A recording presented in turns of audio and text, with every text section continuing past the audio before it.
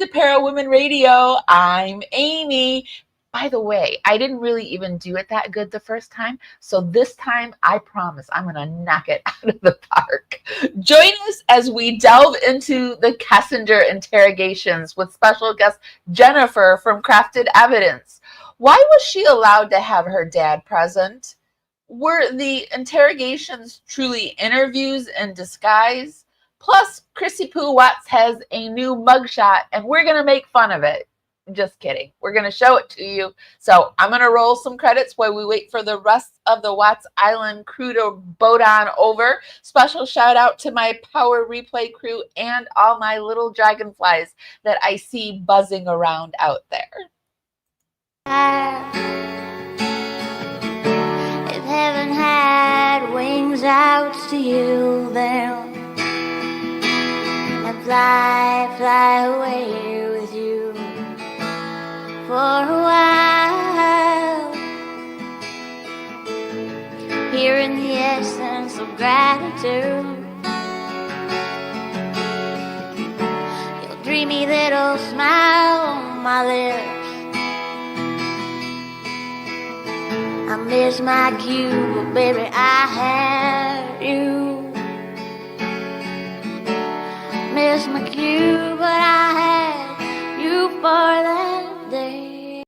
I never have to worry about missing my cue or messing up my lines because I'm here with my power crew, and I'm also here with, let me make sure my screen's right. I'm also here with Jen from Crafted Evidence. Hi, Jen. Hey, everybody.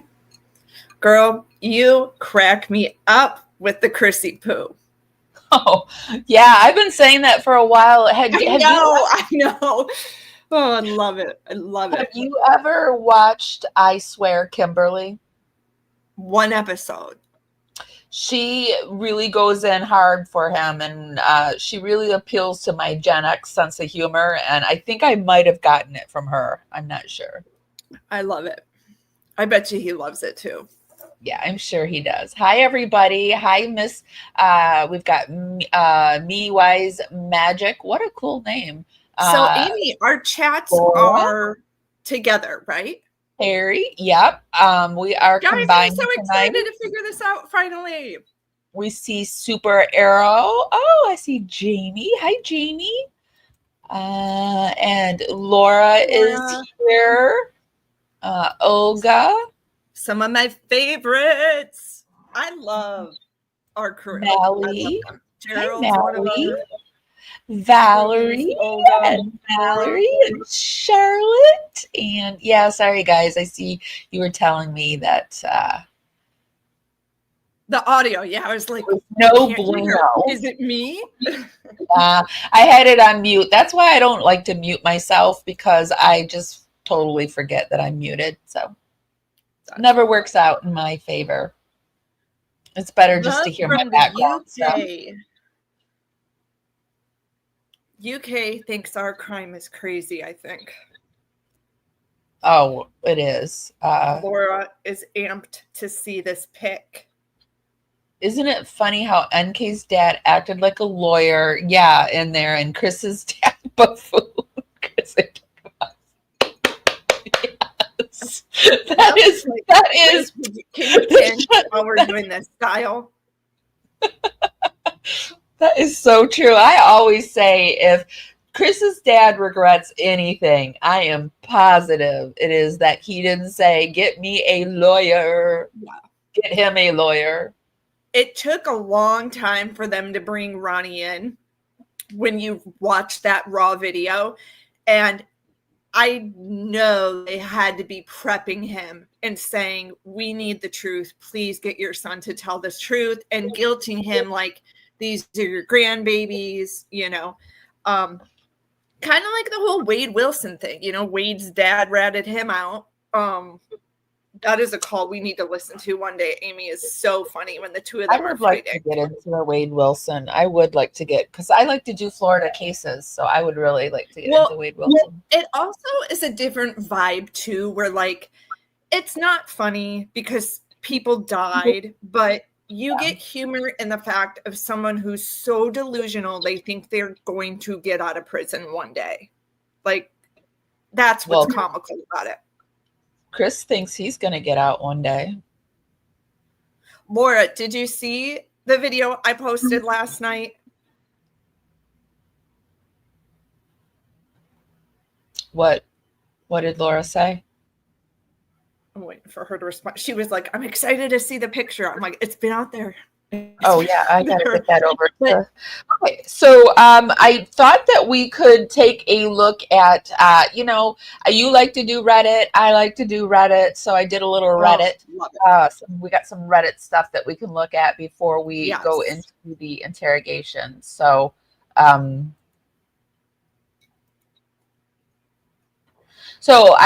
tonight I'd really like to focus on why was NK's dad even allowed in this interrogation? Because most people's dads don't sit in their interrogation, and even it's just amazing to me too that Chris Watts's mother thought that she should be allowed to see Chris. Like most people that are accused of this and arrested, they don't get to have adults don't get to have their mothers and fathers come in and see them. So it just... Well, at that point, Chris was not under arrest.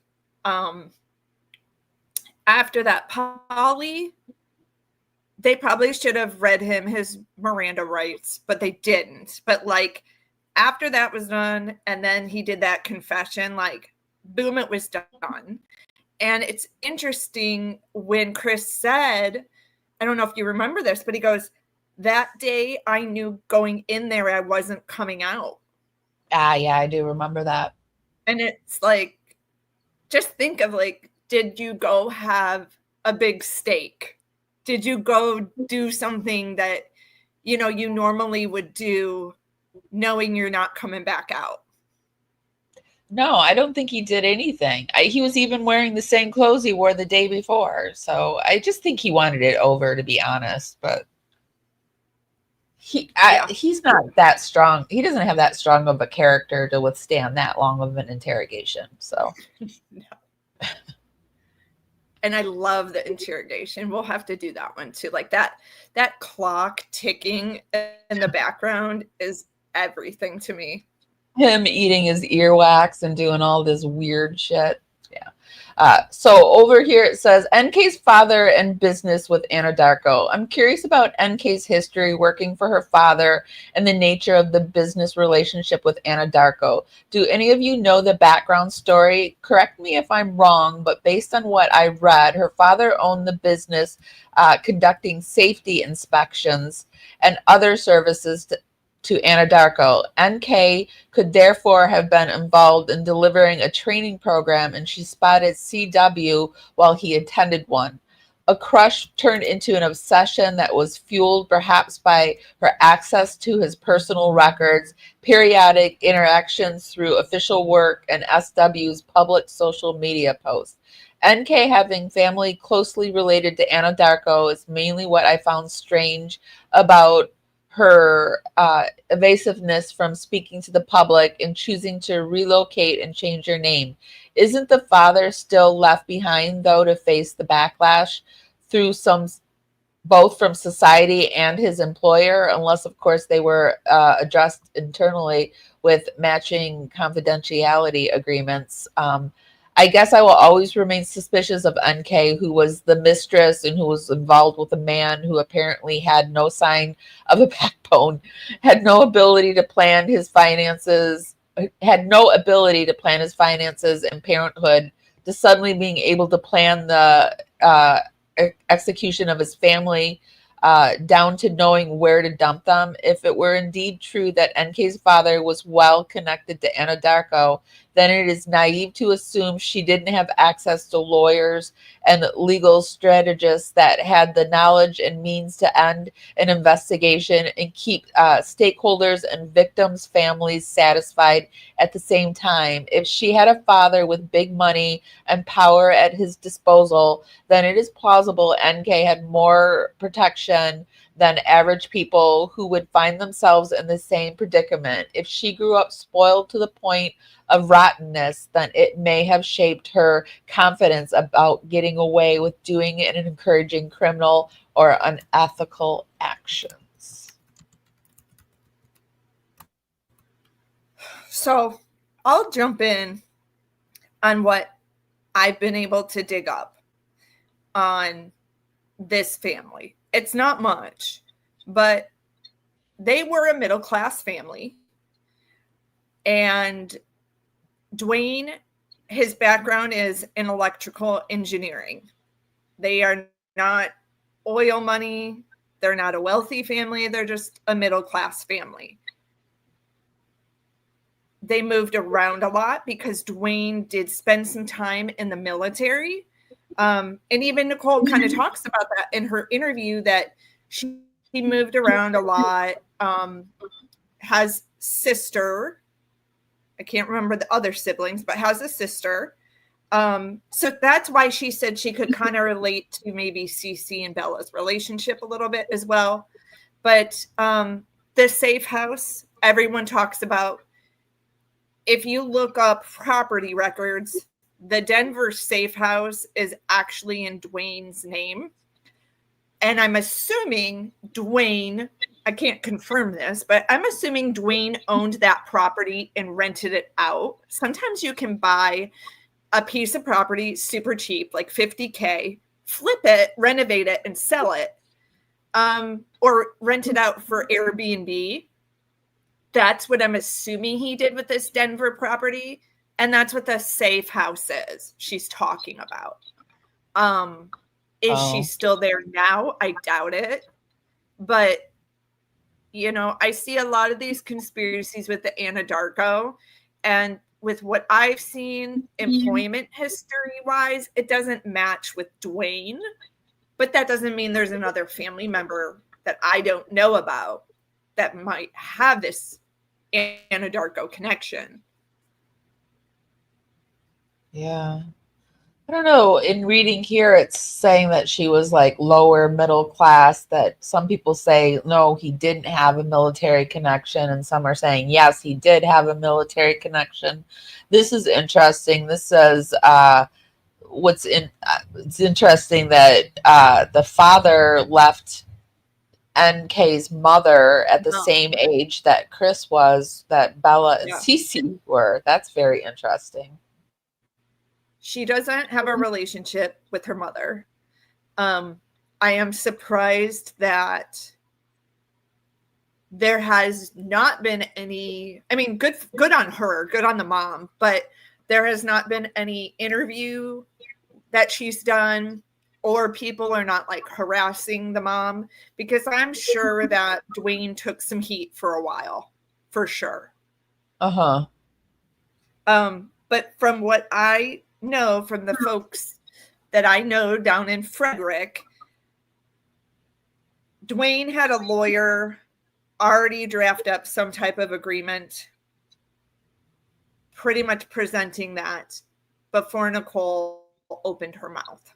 So that is why, you guys, like, from what I've heard from the Frederick peeps, that's why she sat down with her dad. Like, they were also in this desperate situation at that time. They needed to find the bodies of these women, you know, the kids. And Nichol had a lot of information they needed. So they were open to it, I think, at that point. You don't blame her for staying out of the media? I don't either. I mean, I wouldn't come out and be like, yeah, that's my daughter. Oh, I didn't know that Dwayne was listed as a witness in the discovery, was he? Not that I know of. He was just her support system, basically. And he was the brains behind drafting this legal documentation to protect Nichol, which is smart, honestly, in all honesty. If you find yourself in a situation where you're connected to murder, it would be wise to draft. But that doesn't mean they didn't do their own investigation on her.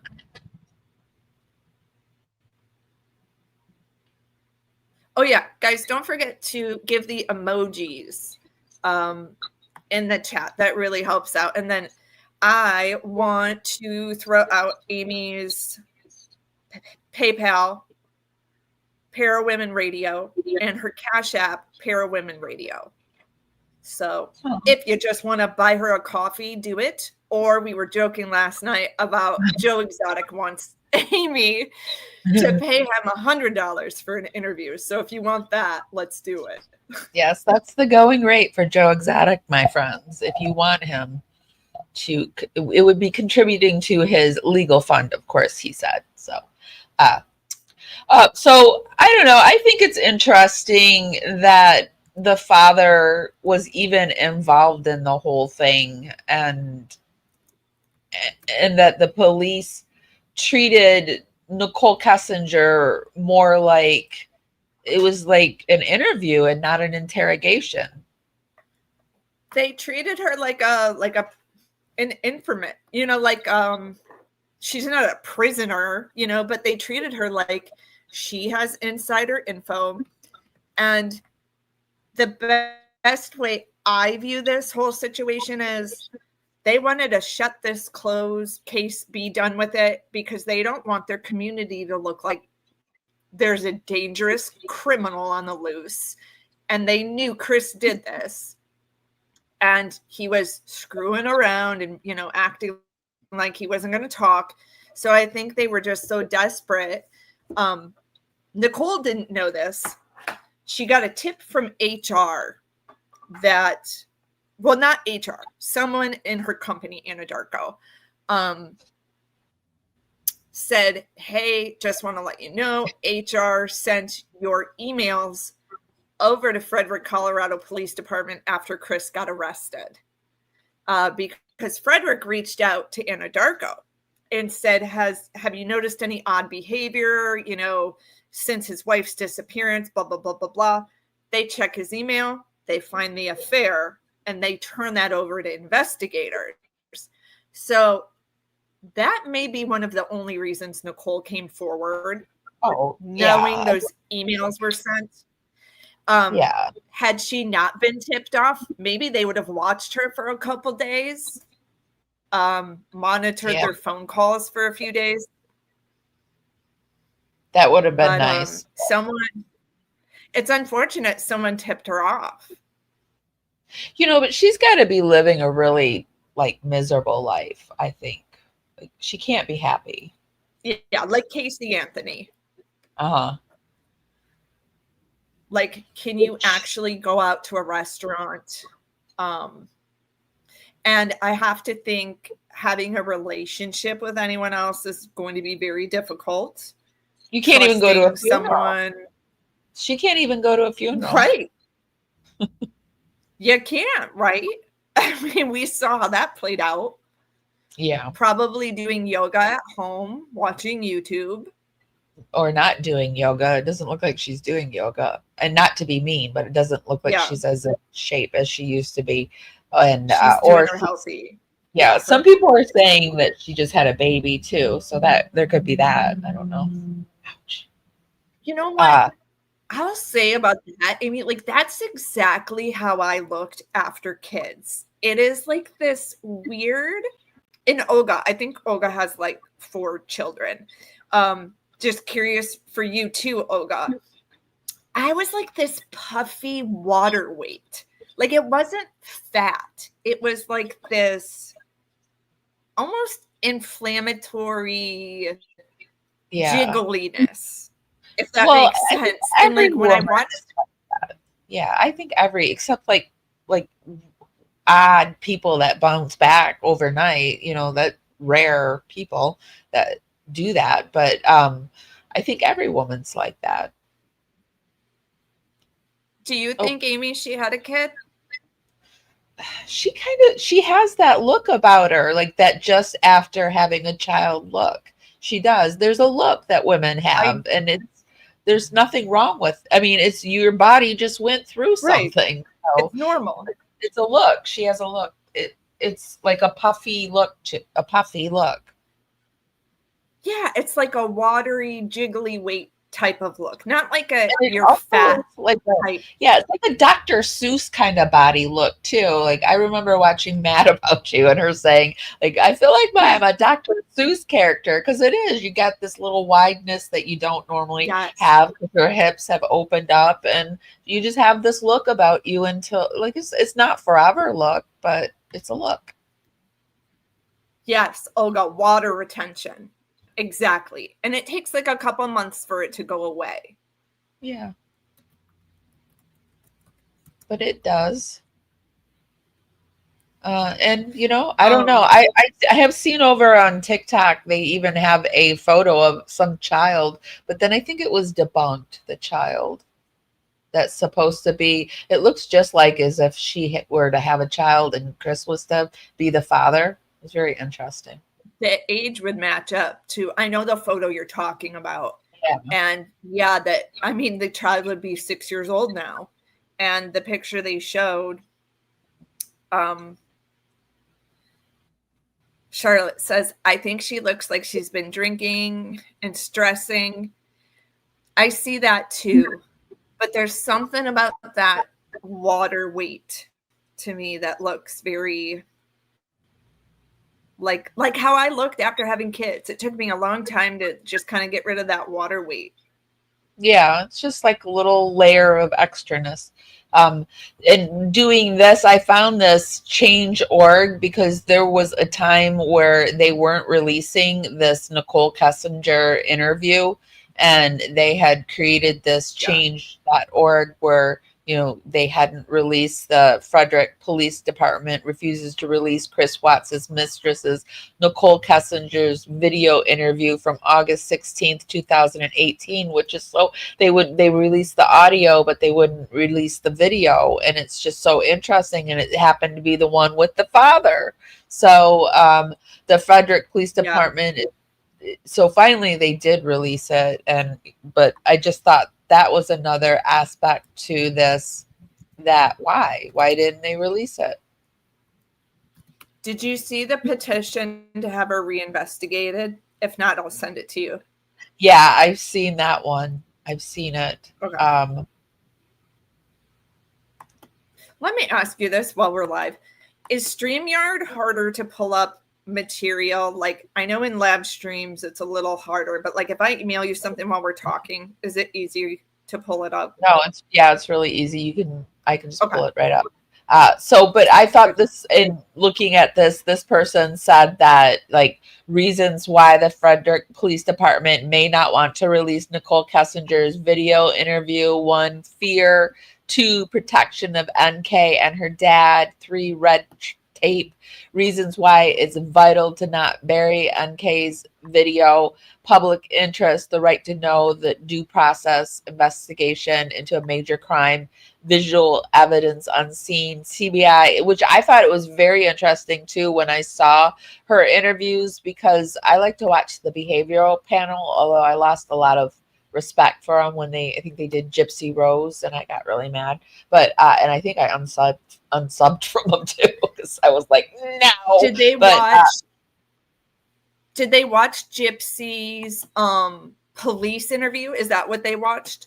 Yeah, and they just totally believed her. But with Nichol Kessinger, they were saying things like, if somebody stares down a camera, like you're interviewing them, and then you say, I'm like this and this and this, and I know the camera's up here, and then all of a sudden I'm like, and I'm staring down the camera, that is a sign of a psychopath. And there's so many times that NK just stares down the camera. She just looks at the camera for no reason. Because she knows I just sent you the petition if we want to look at that too. Okay, let me pull it up. Do you guys know what I'm talking about? How she's staring down the camera? Oh yeah, it's almost like a confidence, like she wants to show she's not threatened. I would love if we could find like an expert on body language to kind of like look through some videos with us. Not even just this case, but all cases. No. There is a smaller channel that does the Gypsy Rose case. I should contact her and see if she wants. Do you guys do? I have a lot of people that do the Gypsy Rose case, so I don't know if any of my Watts people do Gypsy Rose. But what is it called? Oh, it's right on the tip of my tongue. Indigo something. There's this Martin Oh Decoder wow, guy, people are I still think. signing this. Look at it. People up to 2 weeks ago, people were still signing this. Yeah, Wow. and I was trying, I did a whole video on this, and I was like, you guys, you can't just do a petition. Like, you're going to have to, like, I think it's mainly going to be people who need to be from Frederick, and they're going to have to say, I'm scared. There's this woman in my community that I'm scared of. And kind of make the community in Weld County give a press conference or an update. I don't think random people and I hate to say that, sorry guys, but I just don't think random people in different states and countries signing this, they're not even paying attention to it, unfortunately. But Gerald, wouldn't you think that because she's been in the interrogation, because you bring up a good point, because she did have that, when she was a teenager. So she has been in there in those rooms, but wouldn't she know not to look at it? Like, that's kind of sus looking at it, but I don't know. Maybe yeah. Well, I think it is, because if the behavioral panel is saying it's sus, then people, well, I don't know. They weren't even they weren't even watching her. They were just, it was more like an interview and not an interrogation. She was in no danger whatsoever of anything. Not at all. I like also observing something that really bothers me in this video we'll watch here shortly. She has an issue saying Shanann's name, and she keeps singing that couple or those kids. And it's like, why not just say the name? What is your problem? And then you'll notice Kevin Kovac is like, I need you to say the name for the record. So he'll backtrack her and say, what people? Who are you talking about? And then she'll be like, oh, sorry, Shanann. Because it's she's so disconnected, she doesn't want to mention their names. Yeah, it's weird. It's really weird. Okay, so we're going to go into the interrogation. Be sure to give this live a thumbs up. I am trying to hit 7K over on YouTube. Here, let me show you a little something that I prepared for this moment. All right, guys. So before we get started, if we can do that algorithm dance party that I like to do, to start warming up your fingers and dancing them right up to the hearts and thumbs up button. We're coming to you today on YouTube, Facebook, and Twitch. Hey, y'all. How you doing? Giving me the thumbs up just helps us dance out into the algorithm, party out there, find more interesting people, bring them back to our.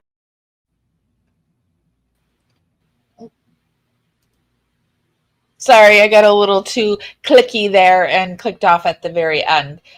So just be sure to give us a thumbs up, whichever platform you're on. Yes, I got the email for you. Yep. Oh, okay. Did you email the mugshot too? I meant to. I emailed it. You emailed it. Okay. So we're gonna go and watch the interrogation, and then at the very end, stay tuned to the end. We have a updated Chris Watts mugshot. Jen got it for us. You guys, I didn't even think to ask for an updated mugshot. And then one of my coworkers texted me last night and said, I really love your Chris Watts stuff. Why aren't you using the new mugshot? And I was like, I didn't even think to look to see if there's a new one in the system. And I think you guys will be surprised a little bit by it. Does he look old? No, Laura. Yeah, I'm almost at 5K. Woohoo! Yeah, be sure to give Jen a thumbs up. Her link will be in our show notes. We will be putting her link to her YouTube and her Facebook. And yeah. Okay, here we go. This is the interrogation that she did with her father on 8/16/18. It's like 3.5 hours long, so we're not going to be able to watch it all tonight, obviously. With this case involving Chris Watts. And this is Tim Martinez, also an agent at CBI. Sir, if you just introduce yourself. Dwayne Kessinger. Can you bump up the audio a little? Yeah, I am. Hold on, I'm trying to. Why won't it? So, Jen, if you want me to stop it, just say stop it and whatever you want to say, you know. Okay. Okay. November 3rd, 1958. And home address for you, sir? 8801 West 65th Avenue. Let's see. And that's Arvada, 8004. And a cell phone or a home phone or 720-982-4547. Thank you. And Nicole, can you just introduce yourself for the recording? Nichol Kessinger. Yes, please. I live at 12255 Cloud Court, Unit 612, phone number 720-656. I think Chris Watts will turn 40 on May 16th because his birthday's May 16th, 1985. So he's about to be 40 in prison. 605. Claude Court, is that? I think we determined it was North Glen, right? You know yours, okay? 80249. Okay. Can you speak up just a little bit so the recorder? I know you're tired and you're stressed, and we won't be here any longer than we have to be. You've already had a conversation with people before. You came here on your own free will to talk to us. We picked you up at your request and brought you here. You can get up and leave at any time. You don't have to talk to us. If there's a question you don't want to answer, don't answer it. If you don't want to talk anymore, just tell me I want to leave. And I'm kind of in the way of the door, but you're not being interrogated as a criminal suspect. We're here to understand your relationship with Chris and what you know about Chris and his family and events relating to Chris Watts. And do you know him as Chris or Christopher? Either one. Okay. So the phone number that you reached him on, can you tell me what that number was? I think I deleted that out of my phone too. I just cut him out of my life. It's a 910 number. You guys have it. No, we gave it to Mark yesterday. Yeah. Because, we all truly do that. Our boyfriends are in the middle of a murder investigation and you just want to wash them right out of your hair. And so you just, delete everything from your phone. You just cut them out of your life.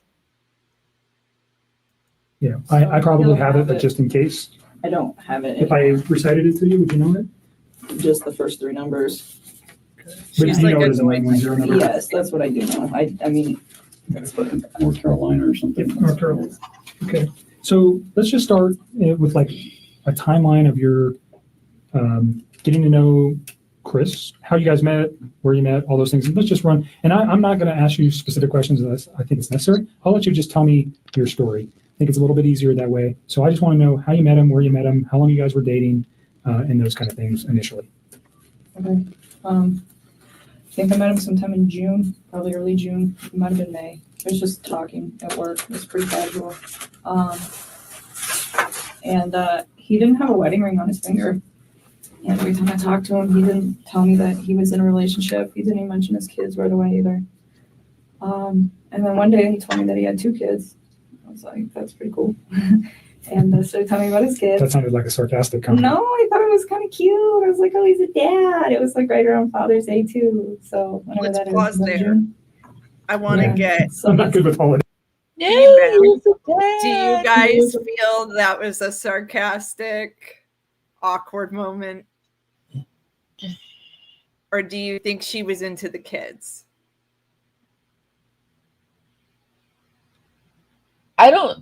Are you asking? I don't think she was into the kids, but I think she wanted the police officer to think she was into the kids. So she used that voice.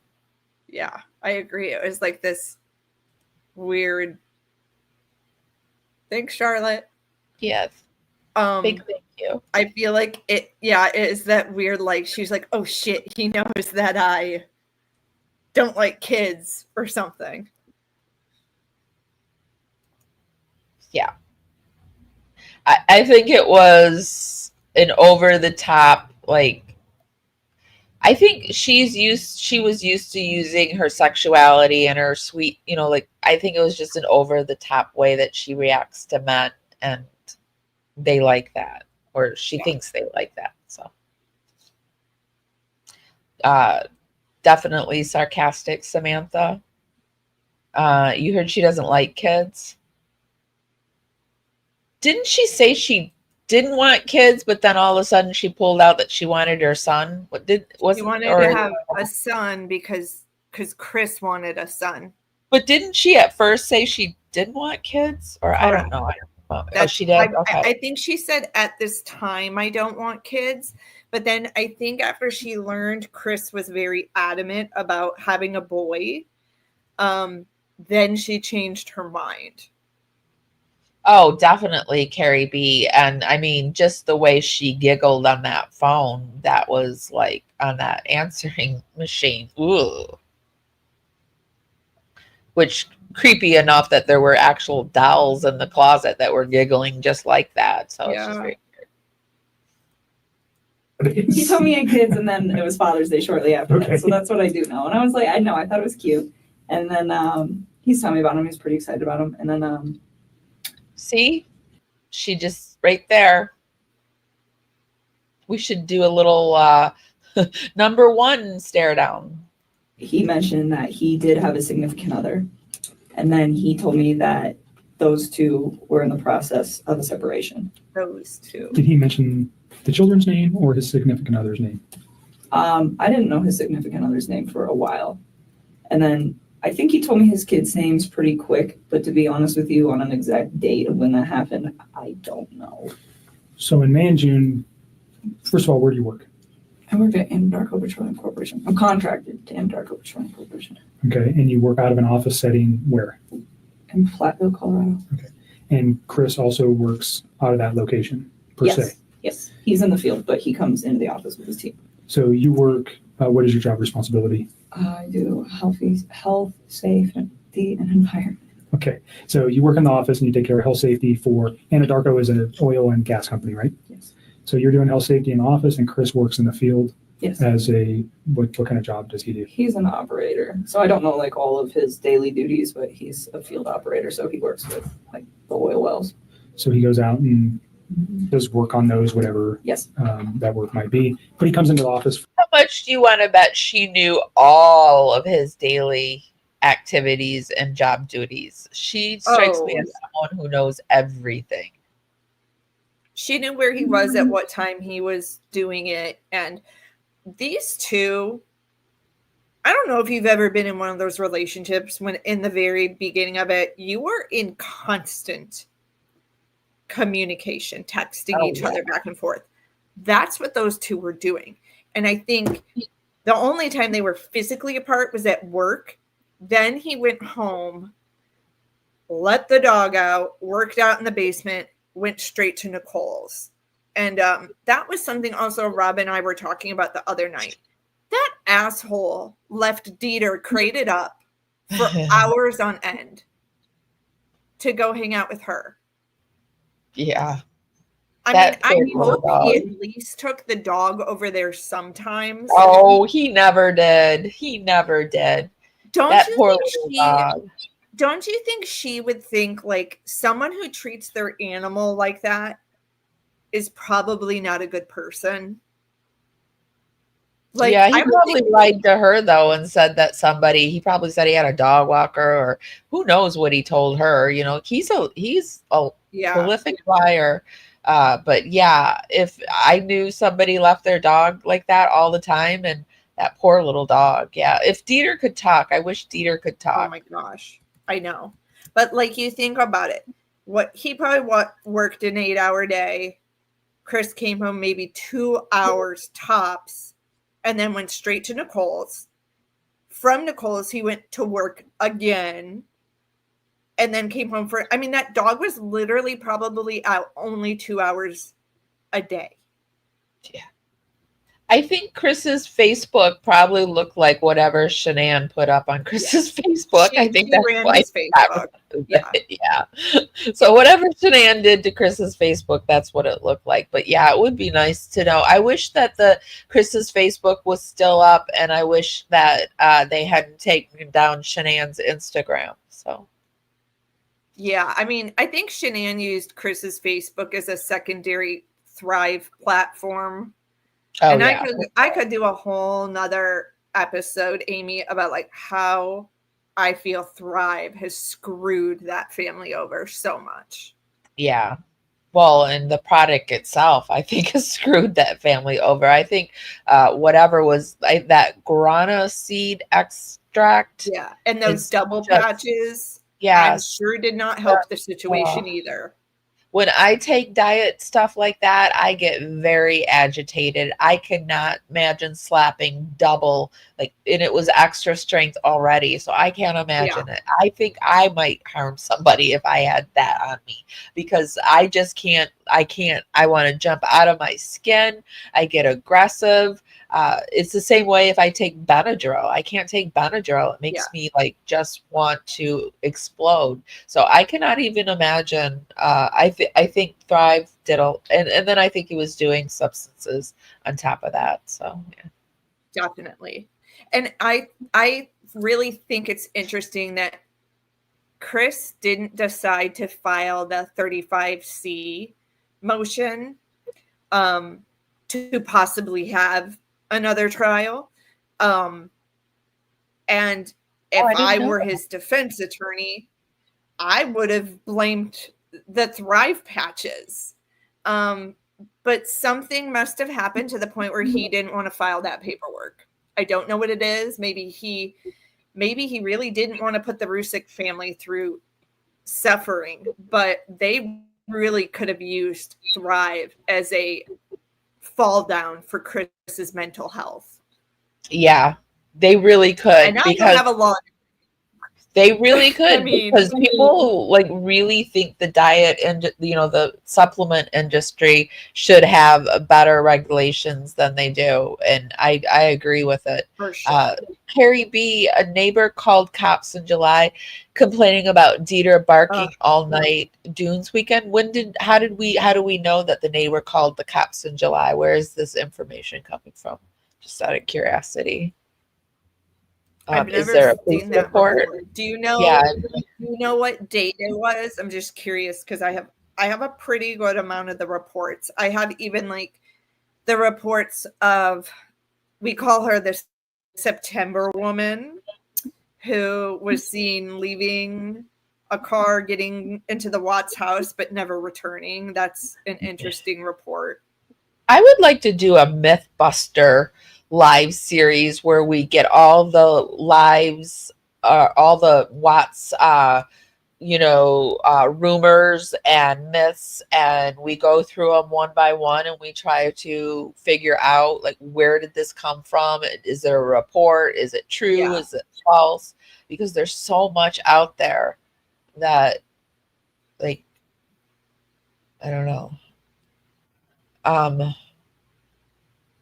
Do you think Chris had a fetish that Shanann didn't know about? Yes, I do. He was into NKs. Yeah, I think Amy, you kind of touched on that last night.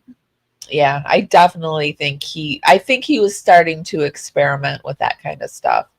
And also, I remember one of his childhood friends said that Chris was actually a really mean kid. He got off on making them do things they didn't like to do. So I don't know. I think there's more to Chris than we think. And I've also had people, I'm trying to research, and if you've heard any of this, that Chris was abusive to the girls, and possibly that friend who came in from Hawaii that stayed while Shanann had her surgery, that he was abusive to that friend's child as well. Yeah, I've heard that, and I'd like to research that a little bit more. and see if there was any prior abuse before all this. Okay, so let's get back into it. Sorry. Frequent. In the mornings, his team meets in the mornings. They're not all in there every day. Some days, some of them are in there. Some days, other ones are in there. But in the mornings, typically from like 6:15 to probably 7, somewhere around there. And is that where you met Chris? Yes. Okay. So can you just take us through kind of a little bit of the early part of how he courted you or you courted him? I don't know which one happened. How you guys got to know each other? I guess we just started talking. He actually, so part of my job is to manage the gas monitors that we have. So Anadarko requires all of their field personnel to carry like gas monitor sensors for toxic gas. Okay, so Carrie B said that the cops, but is that in a police report somewhere though? The cops went into neighbors' homes to discuss what they saw, heard, and one lady mentioned calling about a dog. Interesting. I wonder if that was Betty. She was like the older lady who was really observant. Yeah, and I wonder if you just call, is that would be documented somewhere though, wouldn't it be? For sure. Yeah, if you filed the police report on it, yeah. But just calling, you think they might go knock on the door? Here's one thing I don't get, like, how Shanann didn't notice he wasn't there every night. Like, you would think at one point someone from Amazon or something would knock on the door and the package would be sitting there and Shanann would be like, Chris, grab the package. And then he wouldn't grab it. And then she'd be like, where the hell are you? Why aren't you getting the package? But maybe they're not like me. Like, we packages delivered all the time. So. Well, I think he broke the cameras. He broke the Vivian camera for a while. I thought he broke the security alarm system, but I thought the Ring camera still worked, but not the alarm to make it go off. Well, he did something to mess with it, so I think. And if she wasn't there, like, the packages probably weren't arriving like they normally would. So that's true. But yeah, like, unless she's not ordering something. Yeah. I think he was working overtime on parking his car different places and just trying to seem like. Well, that's a good point too. He could just tell her, I'm working overtime. You're not here, so I'm picking up extra hours. Yeah. He was working overtime on being sneaky. But he's no good at being sneaky. He was working overtime, all right. I'm sure that she knew something was wrong. Well, yeah, I mean, of course she knew something was wrong. We need to do a night too, Amy, where we go through those text messages with the friends. Where she kind of says, there's got to be someone else. There's got to be someone else. And then the friends kept saying, there's no one else. He loves you. Like, all of that is just so heartbreaking to read. I don't see the email for the mugshot. Oh. I can send it to myself really quick. If I text it to you, is that okay too? No, I think you did text it to me. I just need to text it to myself. Yeah, I did. Or send it to myself. Sorry. I hope I didn't send a random mugshot to Oh wait, a stranger. That would be so embarrassing. People send emails to the wrong Para Women Radio all the time. They do it singular instead of plural. Your one you gave me, that's private. Yeah, I don't think you did though, because it's not there. Okay, I texted it though. Yeah, so let me send it to me.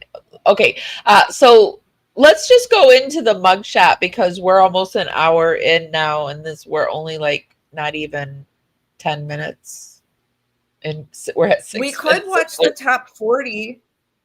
Do you want to do that? We could watch the top 40. Okay, yeah, I put the link in the chat. Oh, okay. Or do you want me to email it to you? Yeah, email it to me and send the mugshot while you're doing it really let's quick. do that. And then it's like kind of. I'll move over So into the chat top while 40 you're doing that. Okay. I'll move over into chat while you're doing it and see what they're saying.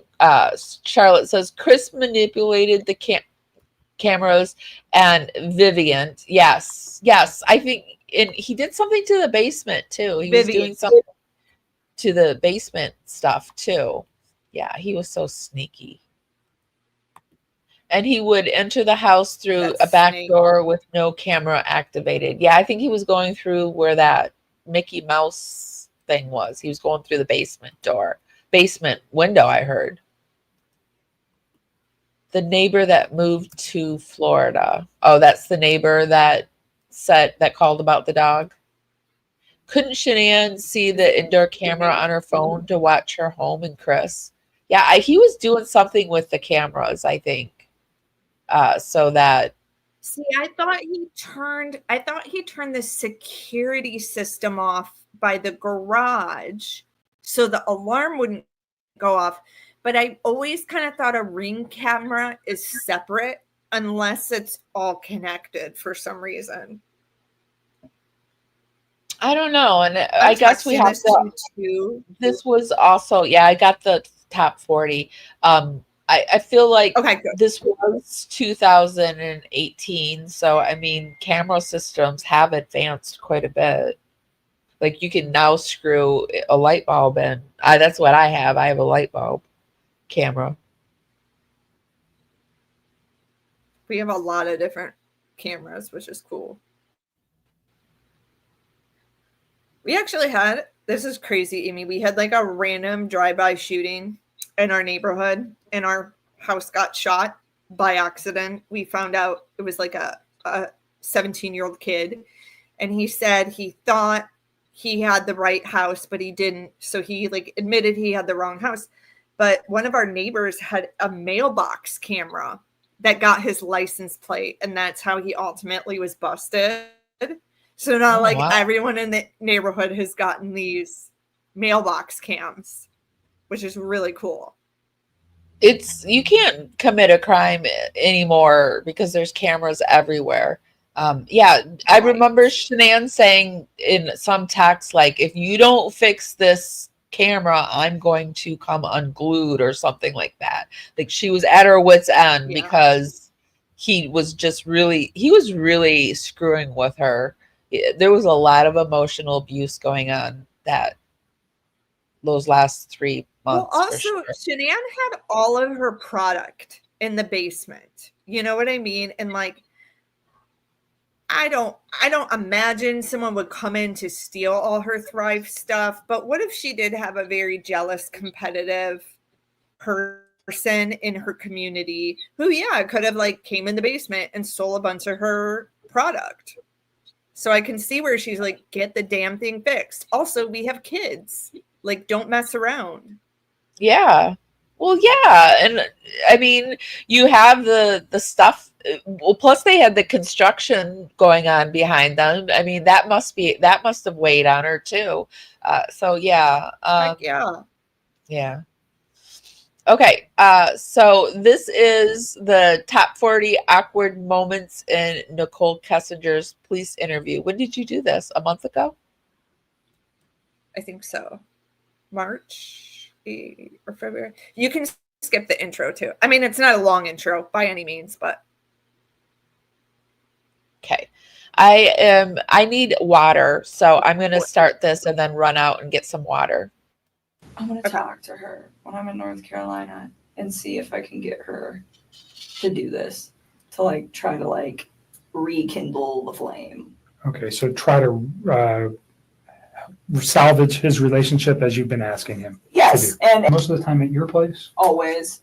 Okay, always at your place. Or we'd go out, but I told Mark yesterday, he asked me if I went over there, and I told him about one time that I went over to that house. I've been to that house twice, but it was very, very brief. And it was not like an extended stay. I did not feel comfortable there, or like, I just didn't want to be there. It's not my life. Like, that is somebody else's life and somebody else's existence. And I respect that. That's their space. And so I used to tell him, well, come to my house because this is our space. This is my space. Amy, you got to pause. So for me, out of respect, just for like whatever situation he had going on in the.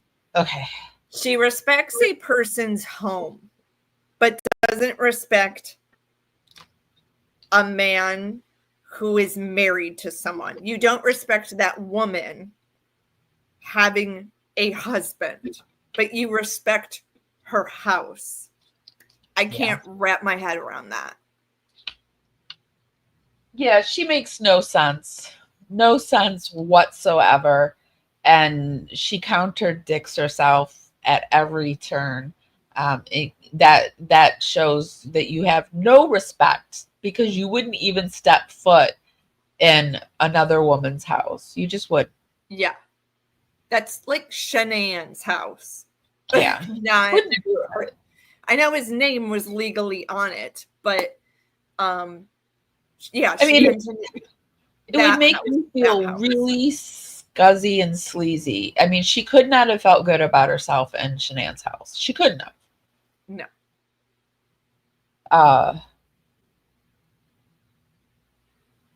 They got her license plate going through the neighborhood?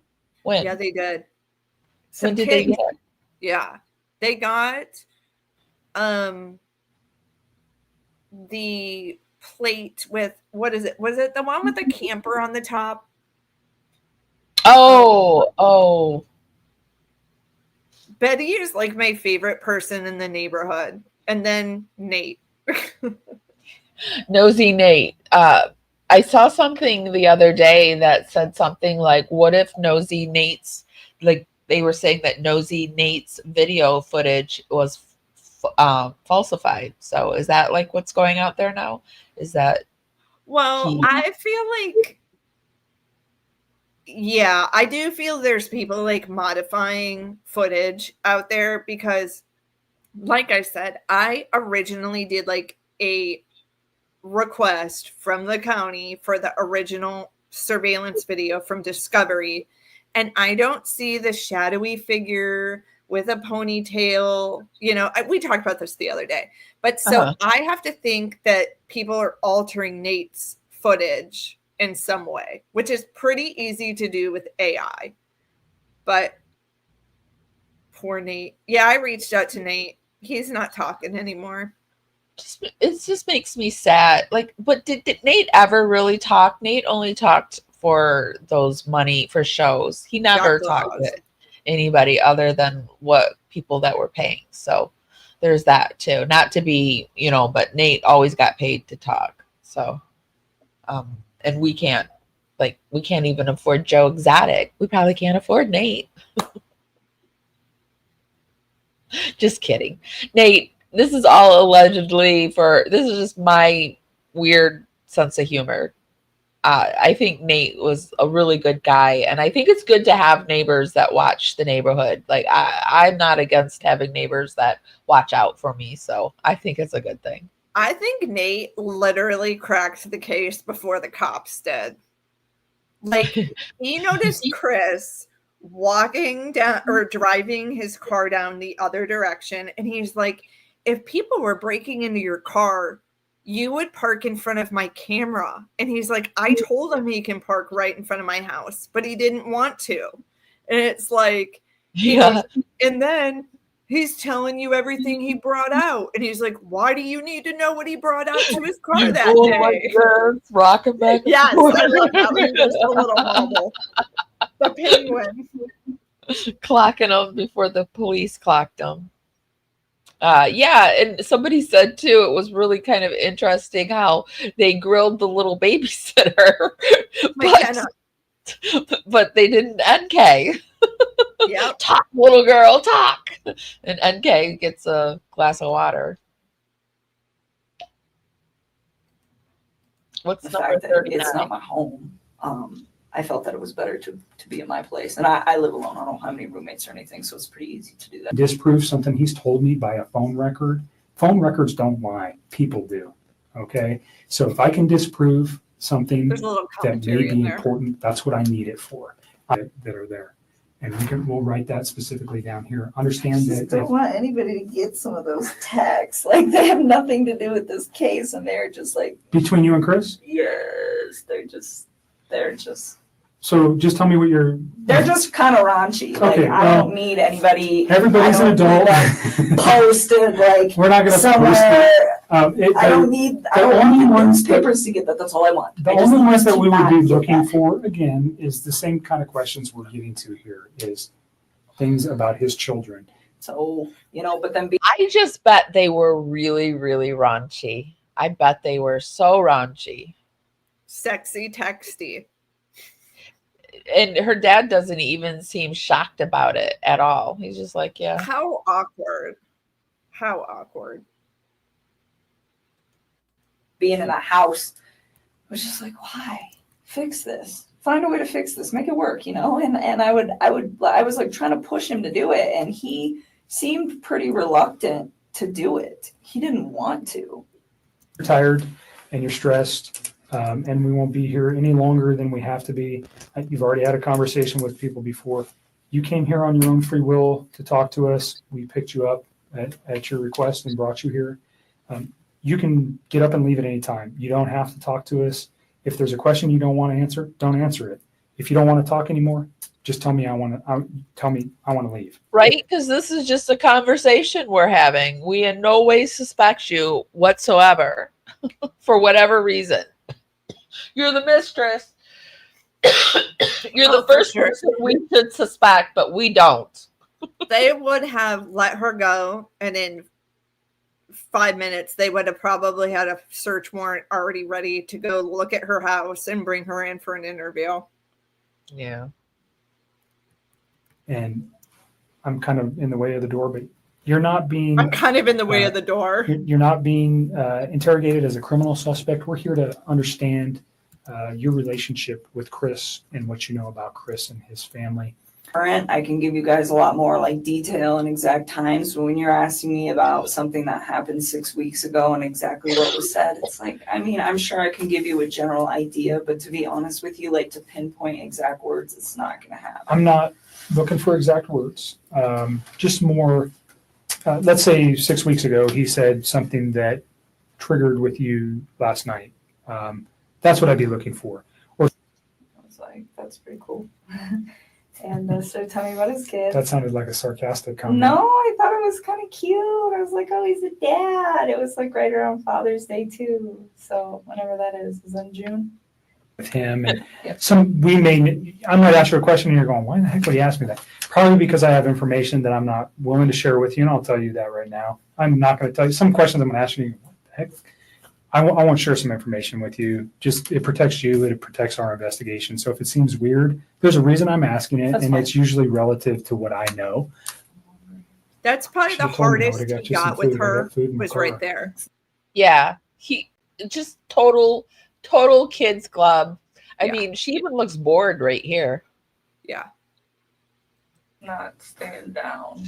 This part too. I haven't been feeling good. Yeah, not because of any just. Like I got sick prior to this whole thing happening, and then I think all of this compounding with the fact that I'm sick, it's just not good. I've not really been eating or sleeping much at all.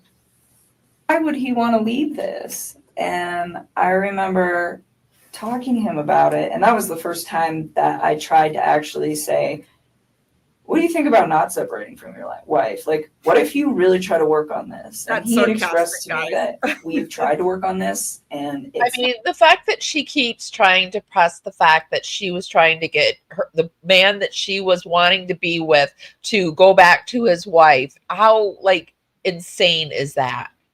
She's playing mind games with him. She wants that. Oh no.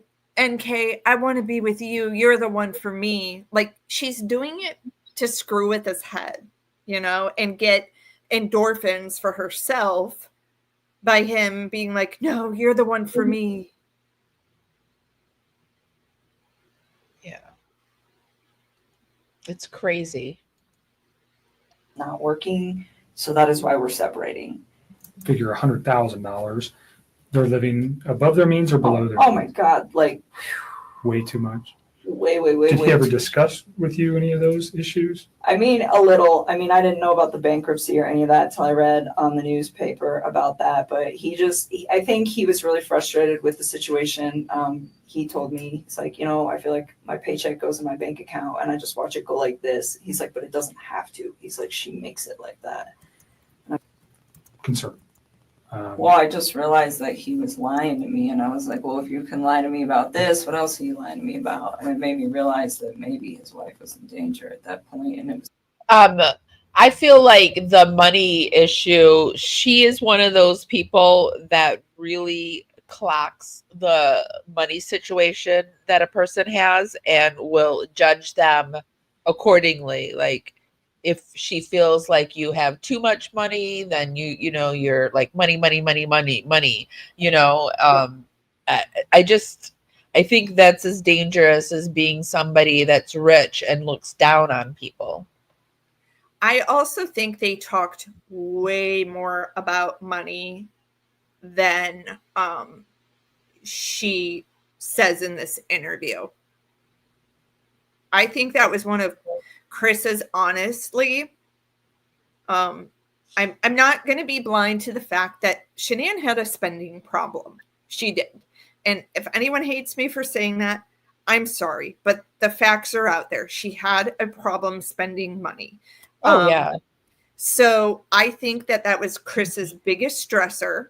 And he vented to Nichol all about Shanann went out and bought this again or this or that, and then he learned that Nichol is not the type of person to go buy a $5,000 couch. Nichol is the type to go to a thrift store and buy a used couch.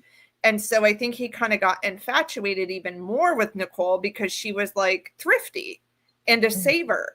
And it was the complete opposite of what he's been living with for whatever it was, 8 years of their marriage.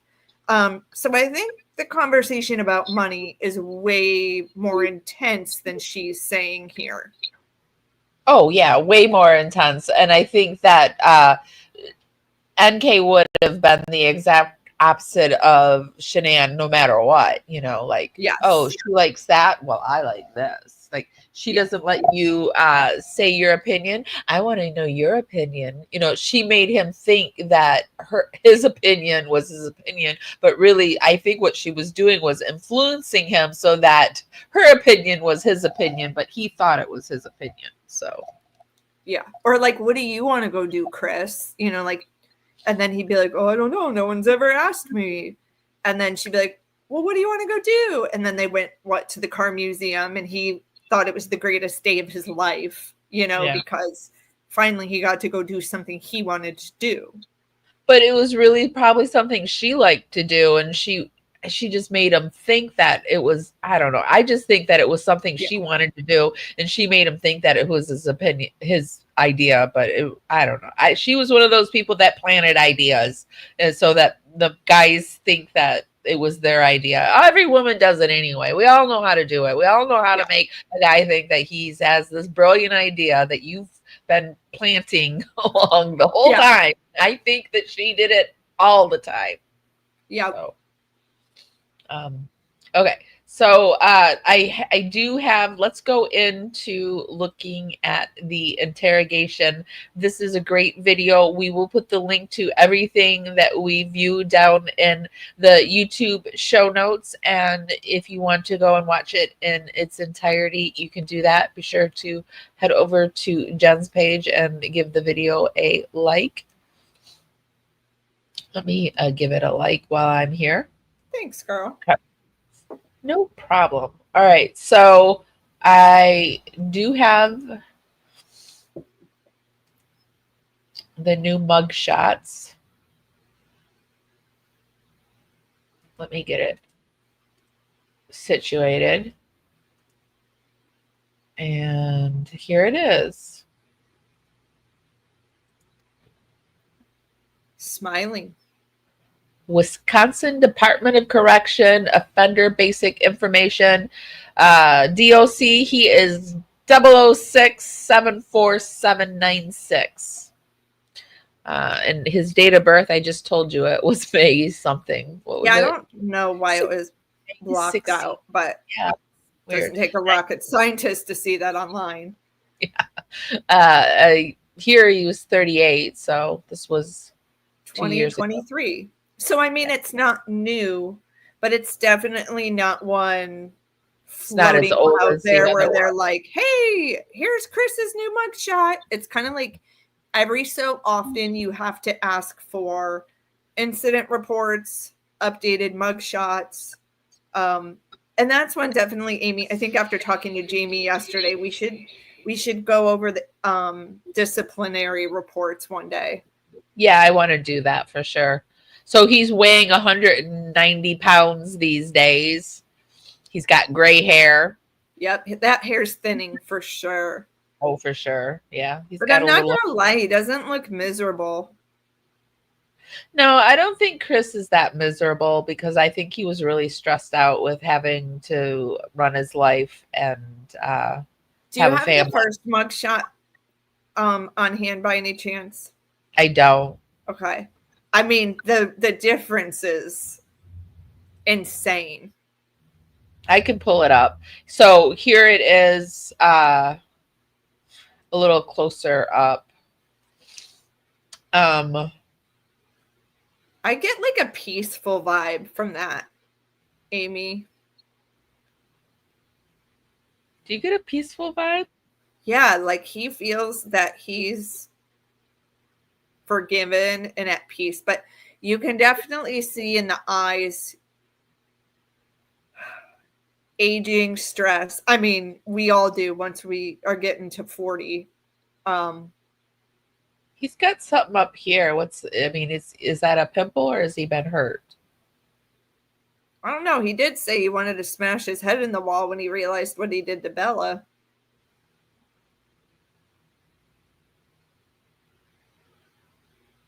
Huh.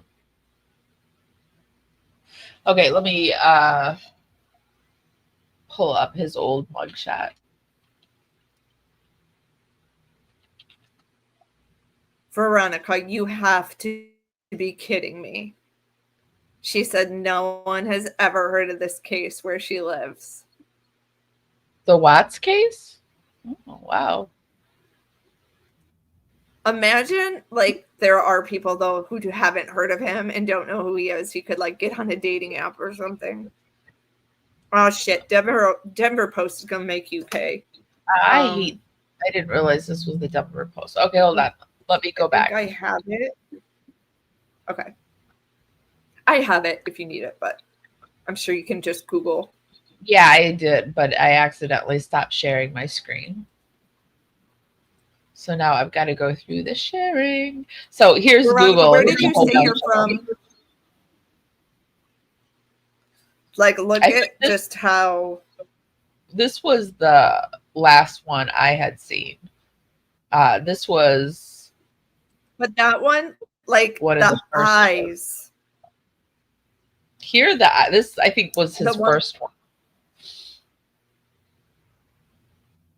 The one below it, I think, is the very first one where he looks like this ragged. One right here. Yeah, this one right here, I think, is his first one.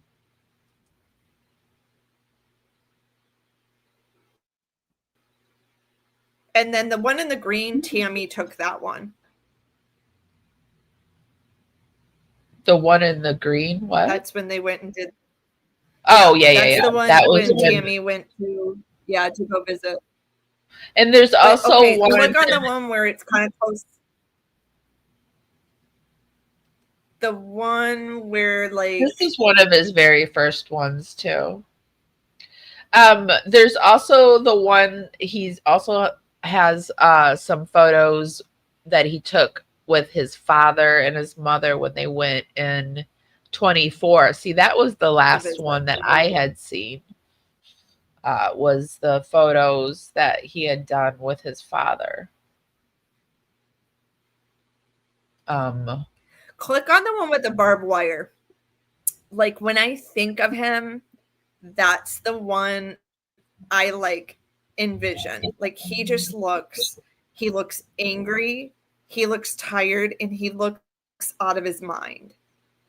This is the one where after he had just been arrested and yeah, this was I don't even think he had interrogated. Went to court. Yeah, I don't think he had been, well, he had been interrogated and all that, but they had like just arrested him and booked him. And I think because he still looks like he has some face, he was doing some face care, you know, his face looks face care taken care of. Like it looks like he's manicured his, like his beard and stuff. And after that, it just all goes downhill. See, in the new photo, I feel like he looks kind of manicured too. This one? You think he does? No, the brand new one. He looks, yeah, I feel like he's got it shave going on. I don't know. He looks kind of like this hair's kind of not as perfectly as it normally is. I don't know. I think he looks going rough. Astray. Yeah, I'm trying to find the photo of, I think I have the photo of him and Ronnie and Cindy.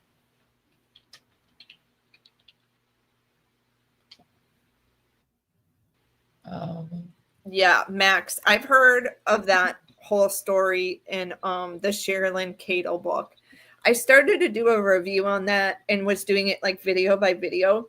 But I'm thinking about like making an entire video with all the chapters together. Here's an old one that I did. Shot has been released of Chris Watts, the Colorado man who murdered his pregnant wife and 2 daughters. He's clean shaven, staring blankly into the camera. This image comes as a woman who had an affair with Watts speaks exclusively to Inside Edition. And what she told our Stephen Fabian is chilling. So, yeah, I think that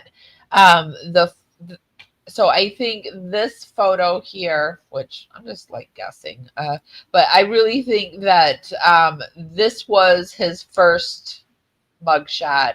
And then this photo after here, this one here is after the court, you know, after he was sentenced, because then they made him take all his facial, because I think when you get, you know, like you're like, okay, now you're ours, you're the property of us. Then he had to shave himself, you know, be clean shaven. So, but I agree, Olga. I have a vibe. He looks at peace. I think the only thing that would shake that up for him is if he moved to a different prison.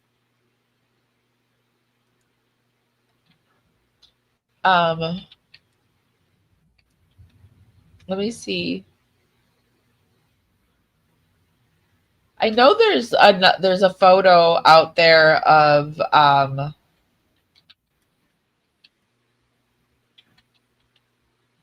him and his mom and dad when his mom and dad went to visit. There's a photo that they took together.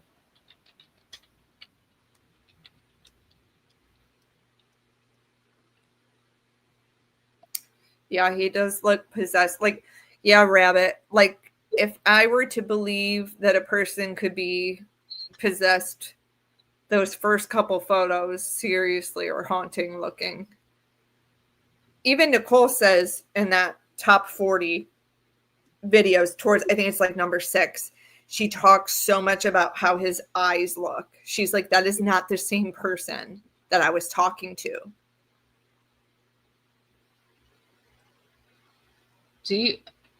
I don't think he looks happy in that photo, but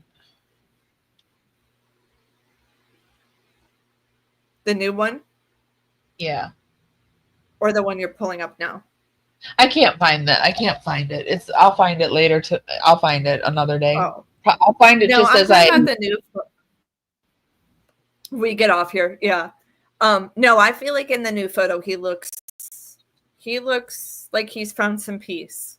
That's just my intuition vibe. I get it from it. He looks to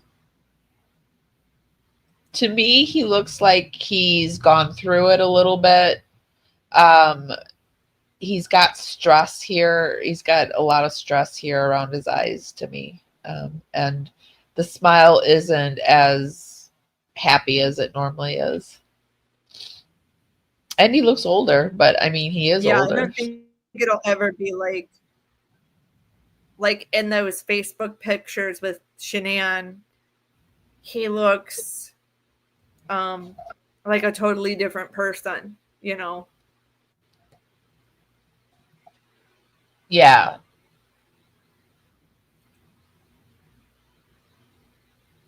Like this was always an interesting when they took him in to, you know, do the mugshot and stuff, and yeah, they took him in and he sat down and rabbit hole. So the Sherilyn Cato book, I wanted to read it just to read it because I know that there was like a plagiarism strike on the book, but that was for like some part of the book where she was describing a scene or something. But she does use the actual letters in the book word for word and then had them online so you can read them in Chris's handwriting. So that was more of what I wanted to read, is like what Chris wrote in his own letters versus like what Sherilyn was. There's a PDF version of Sherilyn Cato's book online. Yeah, you don't need to buy it. Or yeah, I did done like the audio. Letter. Yeah, the letters are really interesting. Yeah. Yeah, I don't know why I can't find it. It's weird.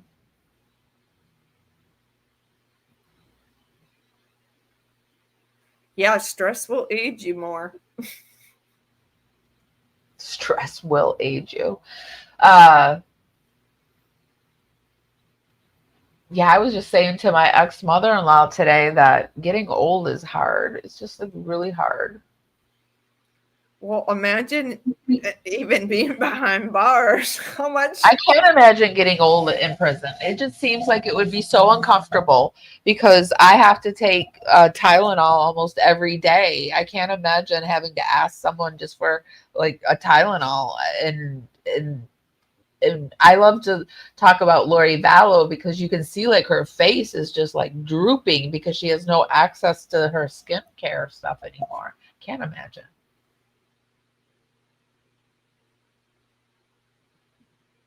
Cindy heard him repenting and never knew why. Or are you talking about when he would hide himself in the bathroom?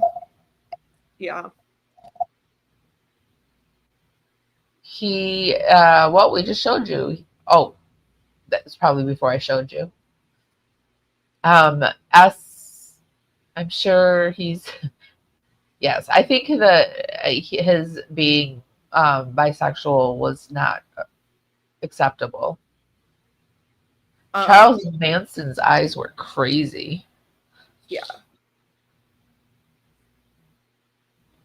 Yeah, he did say that he didn't have the right person, and I would say that Shanann didn't have the right person, obviously.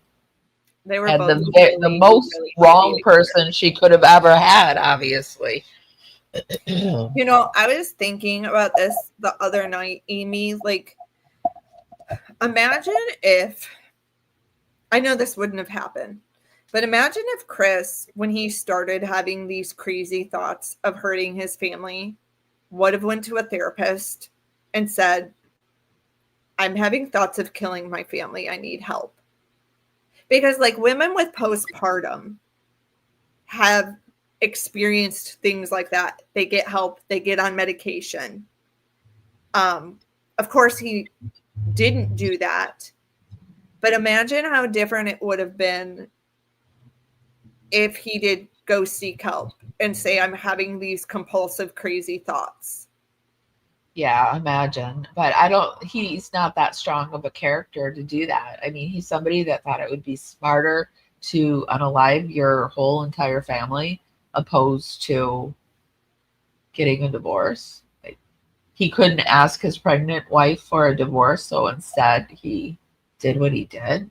Well, crap. I mean, don't even ask for the divorce. You had 5 weeks to run away from her. Yeah, you could have just you could have stayed in North Carolina. She gave him even an option. She was like, "Do you want me to even come back? Like, I don't even think I should come back." So it's Yeah, just I so mean, like, could he have gotten help?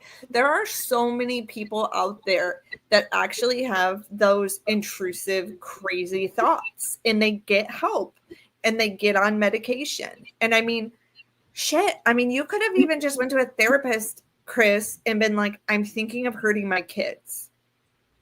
I mean, women experience that postpartum, so. I just always go back to like what we read at the beginning. Like, I just can't believe, I don't think he's smart enough to plan all this by himself. So I just don't think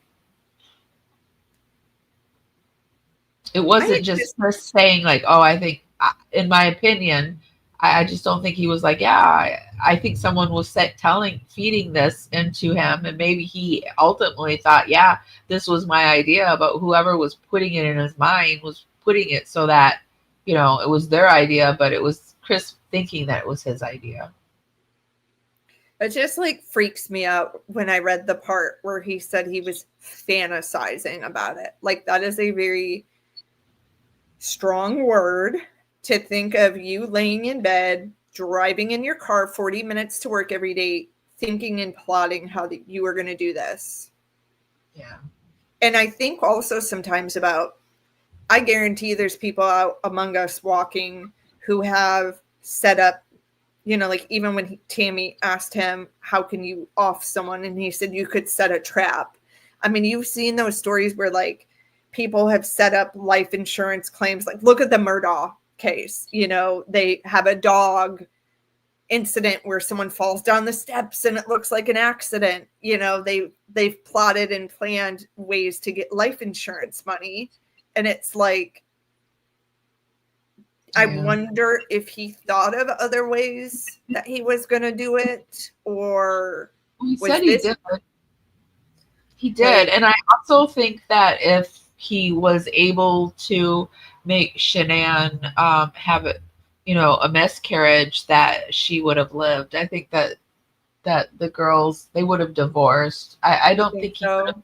I don't think he could be a bad guy, and divorcing a pregnant lady in his eyes was bad. So, if he had been able to make her lose the baby, I think the girls and Shanann would have lived. You know what's crazy too, though? Remember when Shanann was saying she was spotting in North Carolina? It's very possible she could have lost the baby, but they didn't know because they didn't go to that doctor's appointment. No, and she didn't go to the ER either. No, she had the baby because the baby was born in the grave. No, but I mean, do they know that the baby was alive then, though? Because I heard that it was too small to be tested on.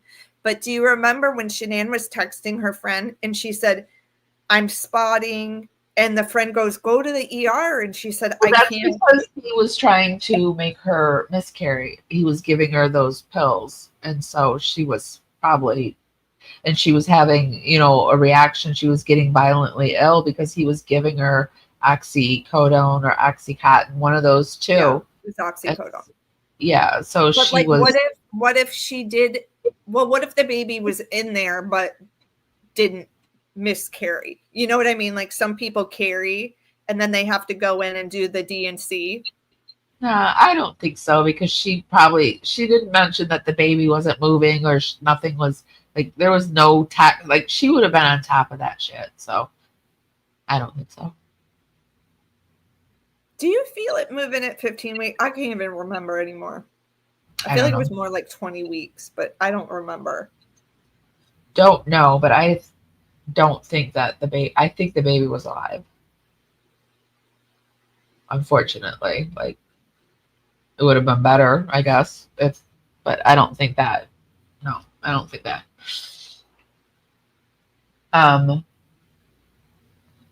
20 weeks. Yeah. Oh God, I thought the same thing. I thought you can't feel the kicks until 20 weeks. There was an ultrasound. Oh yeah, that's right. He didn't make it. He was stuck out in the oil fields. That's right. There was an ultrasound because there's a video of her walking back and forth a hailstorm, and she was like, Chris can't make it, so she took Bella instead. And that was after they came back from. So they went to that ultrasound and everything was okay? Yeah. Oh, okay. Chris pretended like he was out in the oil fields and couldn't get out because there was some storm. And there's a video of Shanann in the house. They went to another ultrasound together, and I remember she texted, I think it was Christina, and said, I reached out for his hand and he wouldn't reach back. And that was a different one. That really broke my heart to think of her sitting there and they're like looking at the monitor and he just doesn't care. Really sad that he that last photo of her really says it all. Just that last photo of Shanann tells the whole story, I think, of what he had put her through.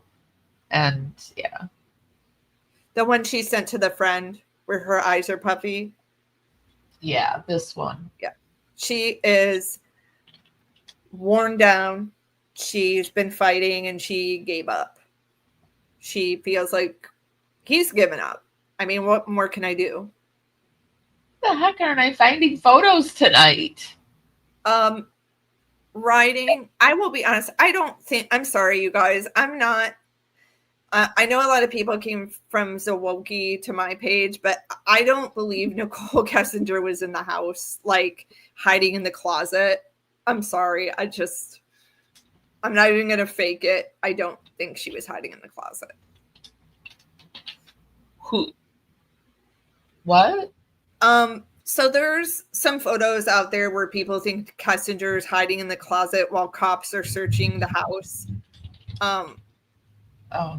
I don't buy that. Excellent.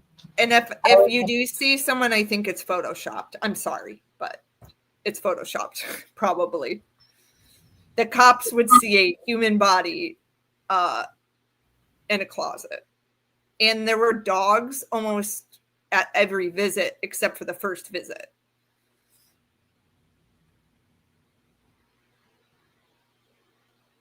Yeah, it's just not popping up. I'm not having a good night with my research. Sorry, guys. I've never heard of anything like that. No, I don't think that Nichol Kessinger was in the house. You guys are saying that somebody said Nichol Kessinger was in the house when the police were doing the search? Writing, you can go ahead and send them to Amy. Amy has a pretty good eye for like paranormal stuff, and just have her look at it. But in my honest opinion, I don't think it's a person hiding in the closet. And if there is, I saw the shadow you're talking about, but I think if it is, it's photoshopped.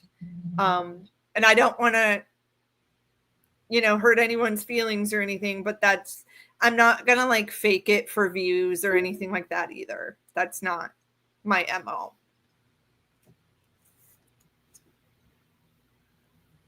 Which I can police? send it to you, Amy. Actually, I think I might have it. Give me 1 second. I can send it to you. Which police search is it? Is it the first one? Or, I mean, there were so many of them. Yeah, there was several. Let me find it. Rabbit, can you give me, I don't want to like give your information out, but can you tell me what you thought maybe the headline is that you sent that? Maybe I'll type in NK and it'll come up. But if you can remember off the top of your head what it is.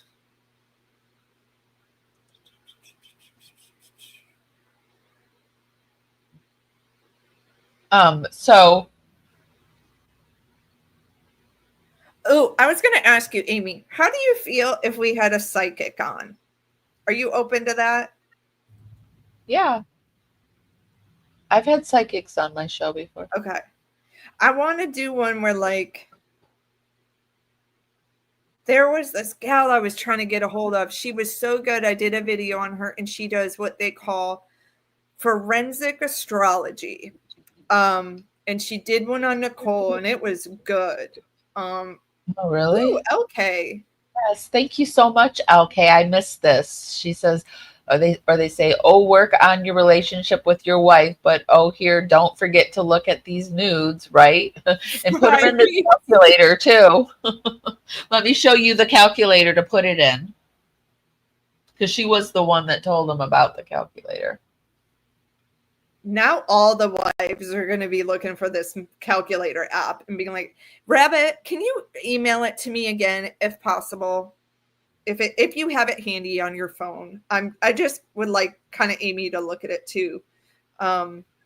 I've never heard this. So what interrogation is she through the whole thing or not? No, I mean, it's like they're walking through the closet, and you know how they both have these immaculate closets. Like Shanann has one side, and then Chris has one side, and I know what she's talking about. It looks like a little head and a nose popping out, but like, I really feel a dog would have hit on that. But was it during the canine search? Was it during when the first police officer came in and walked around? Was it during which search was it? I keep typing in closet to see if I can find the dang email. It's funny. I can't find any of this. Sometimes, some nights it just pops right up, and then tonight I hope Rabbit didn't leave. I don't know who Rabbit is. I don't think.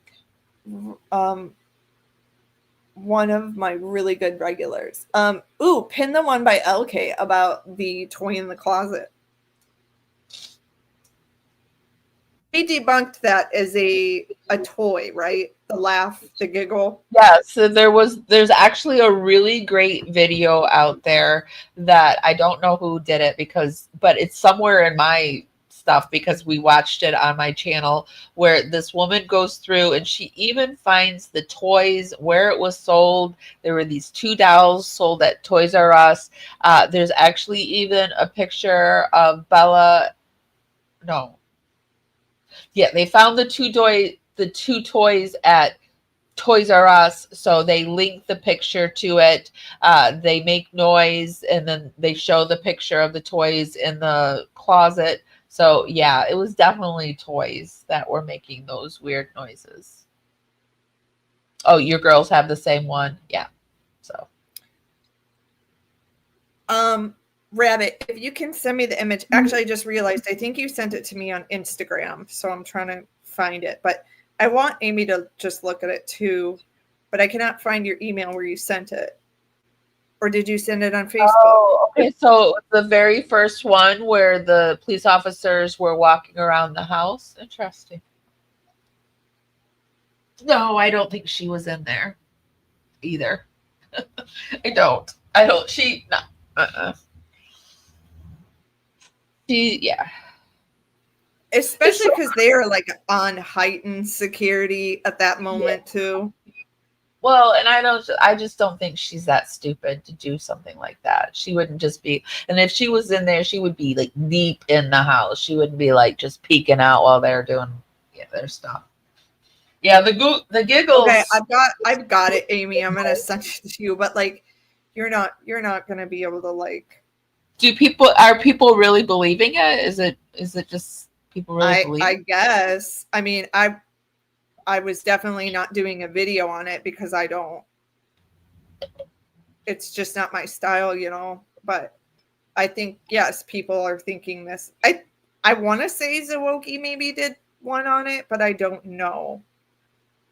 I think Rose would like to join in on that. She likes. I think I've done. Come on, I'm trying to save it.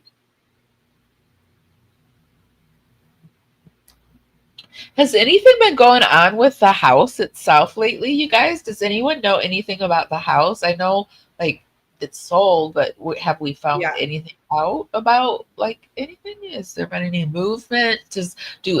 I know like some of my viewers are actually from Colorado. Have you gone by the house lately? Can you get us any good photos? Because the house fascinates me for some reason. Yeah. Do you think there's negative energy attached to it? Yes, now there is. I think the energy from the acts of what's been done, and now with the new owners, their stuff. Yeah. Where did you send it to me? I just texted it to you. Because I don't have it in email, but I mean, you don't even have to pull it up on screen, but I'm just want you to see it. I did search the new owners, and it doesn't look like they're people with kids, which I think is great. Because I think it would be a bad situation to bring like kids into that whole realm again. But something interesting I've been meaning to Google.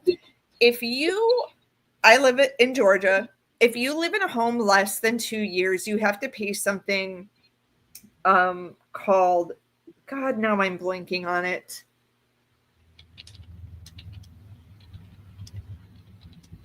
It literally was just in my head. You have to stay in a home or else you pay some type of fee, some type of fine. And I wonder if it's the same in Colorado because the Millers didn't even live there 2 years. Capital gains. Thank you, Carrie. God, it was driving me nuts. I'm like, I got to Google that now. Now I'm curious. Do you get those pictures? Yeah, and I was looking at it, and I see what I see, but in doing paranormal investigation, there's a thing that your brain is always trying to make sense out of making sense of things into objects. And when you see things, your mind's always trying to make sense of the object that you're seeing. So you're trying to turn it into a meaningful image of like, oh, I like say it's like when they show you the Rorschach drawings, and you look at a blotch and you're like, oh, that's a person's face, like you're trying to make sense of what you're seeing.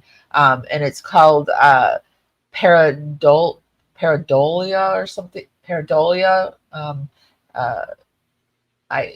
It's just your mind is always trying to make patterns out of like also when you like look up at the clouds and you look at the clouds and they go into shapes, that's what you're doing. So and I think we're looking at something in a closet and we're like, oh, that looks like a person's, staring. Your mind's trying to make sense of the shape that you're looking at, and I think that's what it is. A big thing is the man on the moon. That photo of this one right here. Let me share this.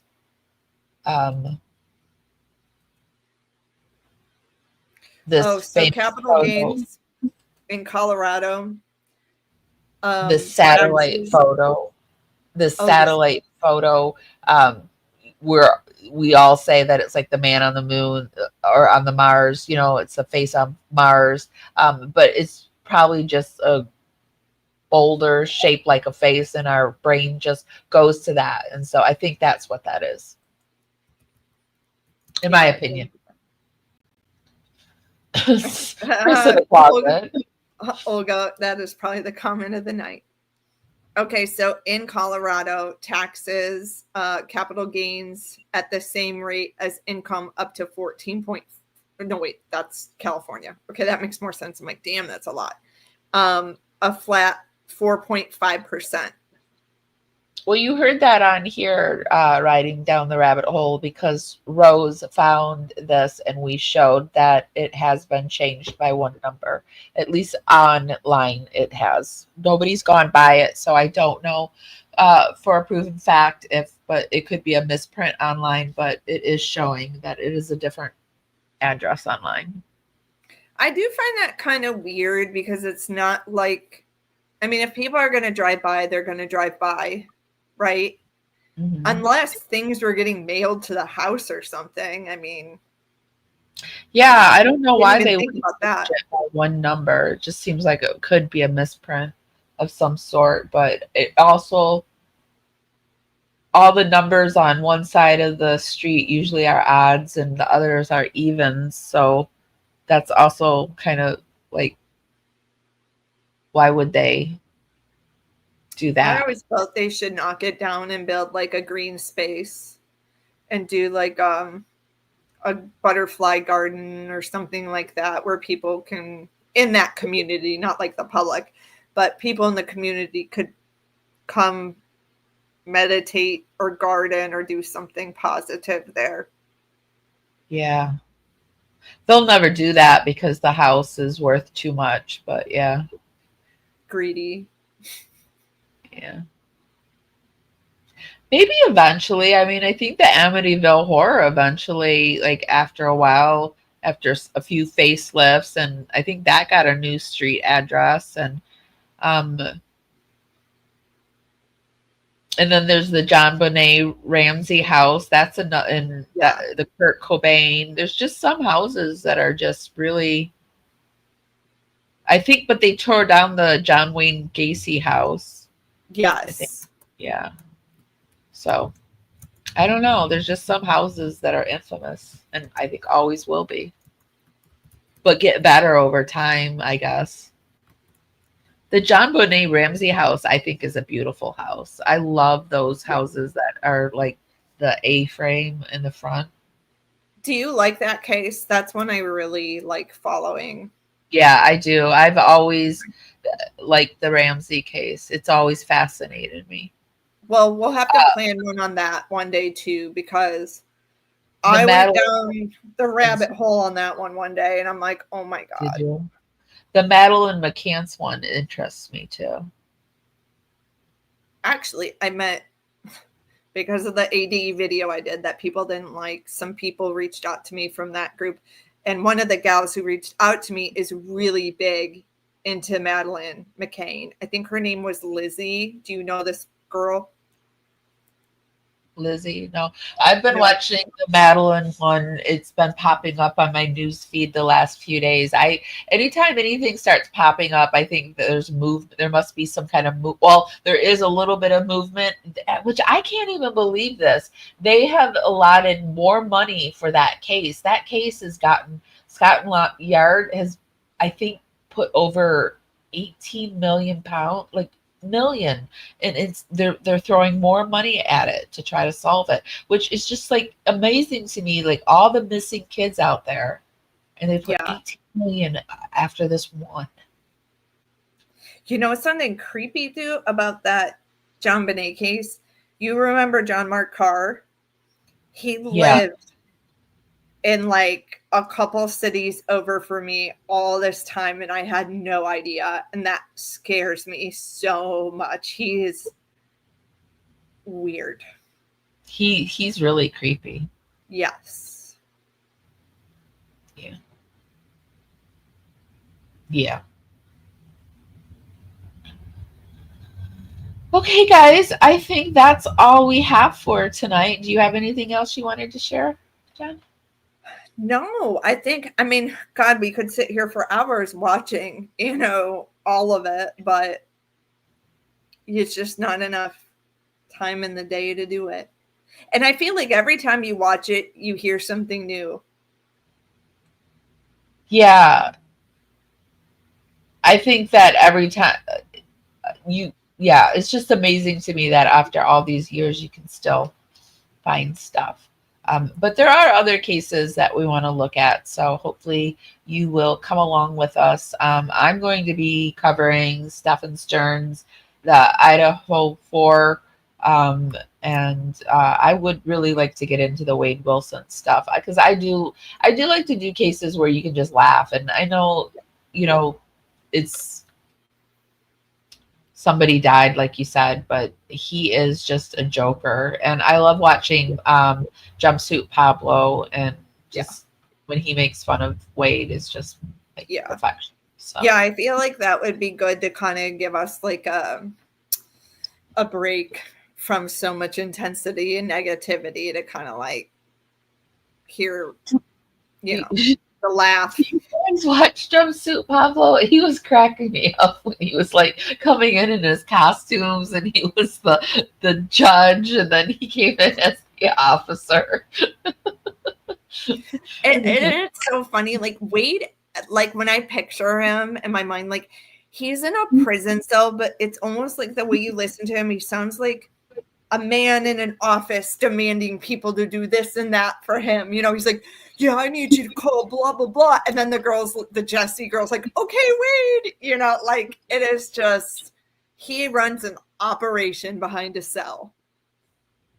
Yeah, we can do that. And I do have some actual footage of somebody walking around the house after, this was after the murders, but we can pull up some of our old footage, actual footage that we have of people walking around the house and take a look at it for you. But I might forget. So we are kind of like making a list now of things we all want to do too. If it gets forgotten, remind us, okay? Tell them about your Cobain stuff too that you're working on. Oh yeah, we have coming, I think this week, the Kurt Cobain official will be rejoining us, and we're going to be debunking, going through all of the people. People often say that he didn't unalive himself. I believe he did. So we're going to go through all of the reasons why when people say, oh, just drop the case, he ended his life and that's that. So there's a Reddit post that goes like point by minute point, and they have gone through, I've given them the Reddit, and they have gone through it minute by minute point, and we're going to go through and we're going to talk about the gun evidence. We're going to talk about the handwriting analysis. We're going to be talking about the private investigators, and then there was also recently an article that came out that they are very close to reopening this case. Like it's out in the news. So and the Who Killed Kurt Cobain official channel that we teamed up once before has really been doing a lot of legwork on this, and so I'm super excited. I think it's going to happen this Wednesday. Are you going live tomorrow to do your ghost stuff? If you do, I plan to be in there to mod. So if you guys are into paranormal. Yes, on Sundays, Shannon is somebody who was an original member of Parawoman Radio. She used to be my mod in my chat. Now we co-host the show together, and I don't know what our topic is yet. We were kind of discussing a few things, and we haven't landed exactly on what we're going to talk about, I don't think. I do have Titanic. I have a few things that like they're pre-done, pre-research, so that if we can't land on something. So like I think I've got the Titanic. I want to do Atlantis, but I don't think Shannon's so much into the Atlantis. But I think Atlantis, like not in like the city that, like people were doing amazing things, but like I do think Atlantis existed. I don't think it's like people like mermaids swimming around or anything like that. But I do think it was a higher evolved society, and I think it did exist. So, but anyway. I like to talk about cryptoids like Bigfoot and Mothman, and she likes to talk more paranormal stuff like ghosts and stuff like that. So, but we balance each other out. I like the scary stuff. She doesn't like it so much. I like the Bigfoot and the Loch Ness. Like I like that kind of deal, and like aliens. I'm really into aliens and things like that. The unknown, the mysterious. Have you ever had? I haven't, alien? But my husband said he has. Actually, today in the car, he goes, "You've never seen an unidentified object in this?" I was like, "No, I think everything I've seen, I've been able to." And it doesn't necessarily mean an alien. It could be an unidentified thing. And I'm like, no, I really never have. But he did in college. And it was funny because him and his friend who saw this thing, we were at dinner one night, and the friend is like, oh no, we were just drinking too much. You know, like the real story started to come out. And then I told my husband, I'm like, I'm not sure you really saw a UFO. He's like, it was real. So, but that would be a fun. You know, in sightings, there's usually always someone who just doesn't want to talk about it, and they like pretend like it didn't happen. And then there's usually always, if it's a group sighting, and then there's always the other person that's like, no, it happened, I swear. Yeah. So I mean, that's another phenomenon. The friend remembered, apparently, like they were driving along the road. This is going to sound crazy, but like, you know, those street lights every so often, apparently they started like popping, boom, boom, boom. And then they like saw something fly. And so I'm like, yeah, that's pretty weird, but I don't know. That could be a cryptoid though. That doesn't necessarily have to be a UFO. Yeah. Weird shit like that happens around those things.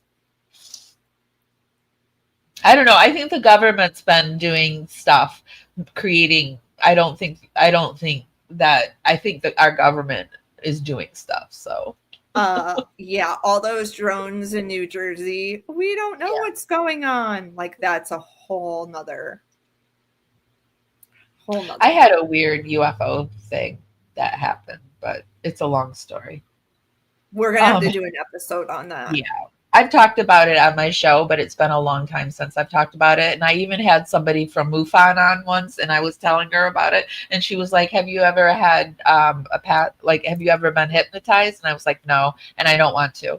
And she's like, oh, but you should. I'm like, no, I really don't want to. If something happened, I do not want to know. I just don't want to know. She's like, you really should. No, no. But I am in the National UFO Museum in Roswell. Ooh, that's cool. Not really. Ron, you're late. Ron's like, what's the topic tonight? We're actually like just wrapping it up. The topic is Ron's late. Damn it, Ron, you didn't get the notification. I don't know who Ron is. Actually, like everyone in our chat is so cool. So if you guys, any of my subs who don't follow Amy, please run over there. We're trying to get her to 7K.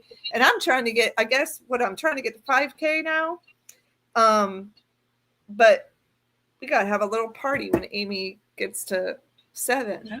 Get you a 7 balloon. You'll probably get to 5 before I get to 7 at this point. I've been sitting at 6, 8 for a long time. Like the last 2 weeks, it feels like. Well, it's going to happen. Yeah. This weekend, by Monday. For sure. Okay, guys. Rewind. Yeah. So what do you have coming up? I just said what I had coming up. What do you have coming up? I am trying to work on, I don't know how I haven't gotten this done yet, but I met with a private investigator that I work with here in Atlanta named TJ Ward, and he worked on the Natalie Holloway case for like 20 years. And I went over to his house, and he has this voice analysis where you take anyone's voice and put it in there, and you can tell like deception, you can tell lies, you can tell nervousness. So I took Chris Watts's porch interview, and then I took his interview from when he was in Wisconsin and had already confessed, and just kind of did a comparison. And I need to edit this video together, but it was really, I did a little bit of live because I was so shocked at the results that I went live for a little teaser, but I really need to probably I need to do that tomorrow. I need to spend time editing that together, but it is really shocking, you guys, the technology this thing has. You can see the machine going crazy during his porch interview when he's lying, his face off. And then how calm he is after he's been charged and he's just chilling in prison. So that's really the only thing I'm working on right now. And got a lot of video to put together for that. What does it do? What does the machine do? It a bunch of lights and stuff? No. So you take any type of audio and somehow with AI, it's the technology is like so smart. And in the video, I will describe like in depth more the science of it and how it works. It's similar to a lie detector test, but you don't have to be hooked up to it. And it's more detailed than a lie detector test, where it will have certain levels of like, this person's just nervous. This person's being deceitful. This person's being truthful. This person's excited. So it can also kind of predict too and know when you're trying to think of a lie, which this technology is super cool. And TJ, the gentleman I team with, he's trying to get this in more police departments, but it's not something he's just going to hand over. You know, he bought, kind of like voice recognition, but a little more advanced. And if you want to read about it, his website, just Google TJ Ward and his website will pop up and he'll look familiar. You're going to be like, oh yeah, that's the guy from the Natalie Holloway thing. So TJ owns the rights to this device, and he wants to start working with law enforcement agencies to, for example, if they could have used this machine on Chris right away, they would have known, okay, Chris did it. What's his name? TJ what? TJ Ward. Are you Googling him? He's got white hair. You'll recognize suspenders, always wears a bow tie. Oh yeah. But, hold on, I'm getting it up. Yeah, he's trying to get this in the hands of, that's him, other agencies, because this can kind of fast track a case. Yeah, ask Mike about it, Olga. Olga's husband is in the sheriff's office. So like, for example, if Olga's husband is investigating a case and we have an audio clip of someone saying, I don't have anything to do with it, like Chris went and did that interview, we can run it through the analysis right away and know he's being deceitful, he's telling the truth, and then we kind of know what direction to be moving in faster, if that makes sense, instead of wasting our time, playing games.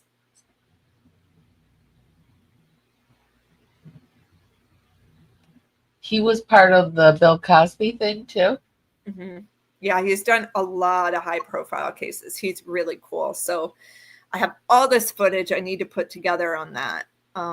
But I was really blown away by this technology, you guys. It was cool. Can't wait to see it. It'll be awesome. Yeah, so that's all. Yeah, it's really interesting. I really can't wait to see that. That's interesting. Can you do other of the? I mean, can you? Well, everyone's pressuring me to do Nichol, obviously Kessinger, but I'm not gonna lie. I would not do that without speaking to a lawyer. I'm not getting sued. You know what I mean? Because let's say I do it and we do find out she's being deceitful, I would feel obligated to hand that over to authorities. They use this technology. It's not just like bullshit, it's more accurate, they say, than lie detector tests. So of course people are like, is it admissible in court? I don't think it is just like a lie detector test. I think they're working on it to get to that point. But it's fairly new, so they need to still work on that, the science of all that to prove, similar like DNA. I'm pretty sure at one point DNA they were kind of like, oh, that's BS. And then eventually they're like, no, that's real science. Yeah. So it'll be interesting, as the years go by here, what we can use in court and what we can't. Yeah. Told me. You said about NK. Yeah, you guys, I'm sorry. I'm not getting myself in trouble. I'm not getting sued by someone. I am going to do it. I am going to run the analysis on her voice, but I'm not doing a video on it and I'm not going live on it because that is asking to get sued. What does that mean? Mike told me about.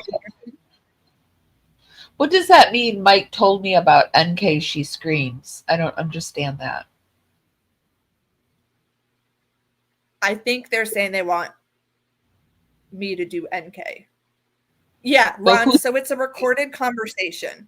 It could be a live conversation. It could be a live in person. It doesn't matter. It just has to be the person's voice. For example, like if Amy was accused of a crime and her and I went and had lunch and they wire me up and we're having a conversation, they could take that audio and run it through the analysis and know where Amy is lying, where she's telling the truth, if she's excited, or if it's a voicemail someone left.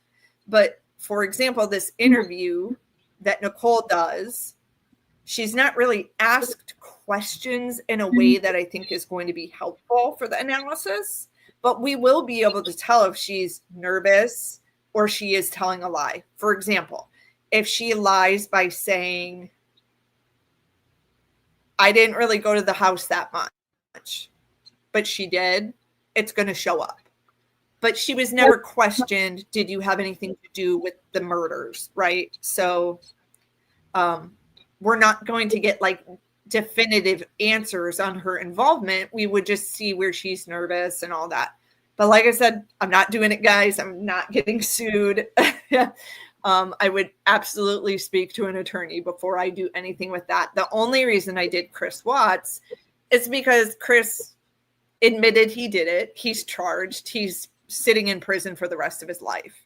So that's why I used Chris as an example. What do you say about it? Does TJ think it's a bad idea? To do Nichol? Yeah. Well, I'm the one who asked him if we can do it, and he was all about it. But I am the one who's very careful about lawsuits, and it's because I have gone through like all of these trainings from working in news. Like, you're not supposed to even be using people's wedding photos because the photographer owns the rights to, wedding photos. Or there's so many legal issues when it comes to using people's content, things like that. So I'm really careful with copyright law.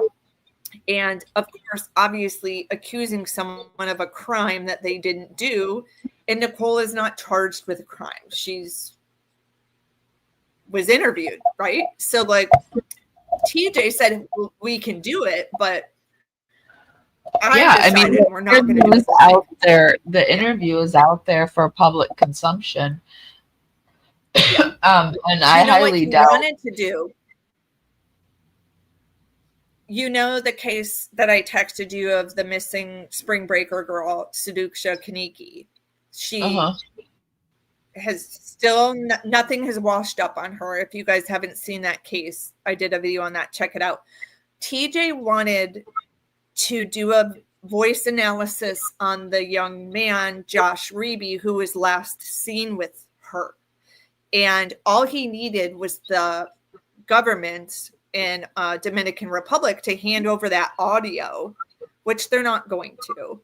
But if he could run that and then the analysis, then we could know, okay, Josh is lying or Josh is telling the truth. So now we need to go look at someone else, which could be human trafficking, or it could be something else. It's kind of a great tool for us to know which direction we should be looking in the first place. Yeah. She was cleared, but I've cut. Oh, they're talking about Nichol. Yeah. Okay, well, that's interesting. I can't wait to see more of it. For sure. Okay. All right, guys, I'm going to go. My subs, please go follow Amy. I'm going to jump out so she can do her closing. Okay, bye, Jen. Bye. Okay, guys. Ooh, that always is just too big. Like, it's too much of me. Okay, guys, thank you for being here. What do you guys think about the Watts case? Do you think Nichol Kessinger got special treatment and was allowed her dad in? Do you think her dad has some kind of connections to the law enforcement? We're reading that he was just really a basic guy. So I really do wonder about all these myths and what's facts and fiction and reality with this Watts case. But anyway, we're gonna go. Yeah, there's just so much to put together in this case. Exactly, Kelly. Okay, so I'm gonna go. Be sure to give this live a thumbs up. Helps us dance out into the algorithm. Party out there. Bring more people back to the party. It's just a free way to help me out. Also, have you heard about our Dragonfly membership program? Here, let me show you a little something about it. And if you're not subscribed, why are you not subscribed? I would really, really, really love to have you as a power subscriber. If you really like my content, be sure to become a Dragonfly, and that's our membership, and it's $2.99 a month. I release all my videos early. We have special emojis over in the chat room. I kind of share things ahead of time with my Dragonflies, and I go live sometimes just for the Dragonflies. It's a way that I can support you guys and give you more content, and it's a way for you to support our channel. It's $2.99 a month, and I would love to have you. Yes, I would love to have you. I will put the link to the show note down in the show notes. I will put the link to Jen's channel down in the show notes, and I will put the links to everything that we viewed during this live down in the YouTube show notes. We do this for fair play use and to cite our sources. Okay, guys, I'm going to go for realsy now. If nobody's told you this today, and even if they have, I'm still going to tell you this. I love you guys. You've changed my life, and you mean the world to me. And I'll see you next time. Bye, guys.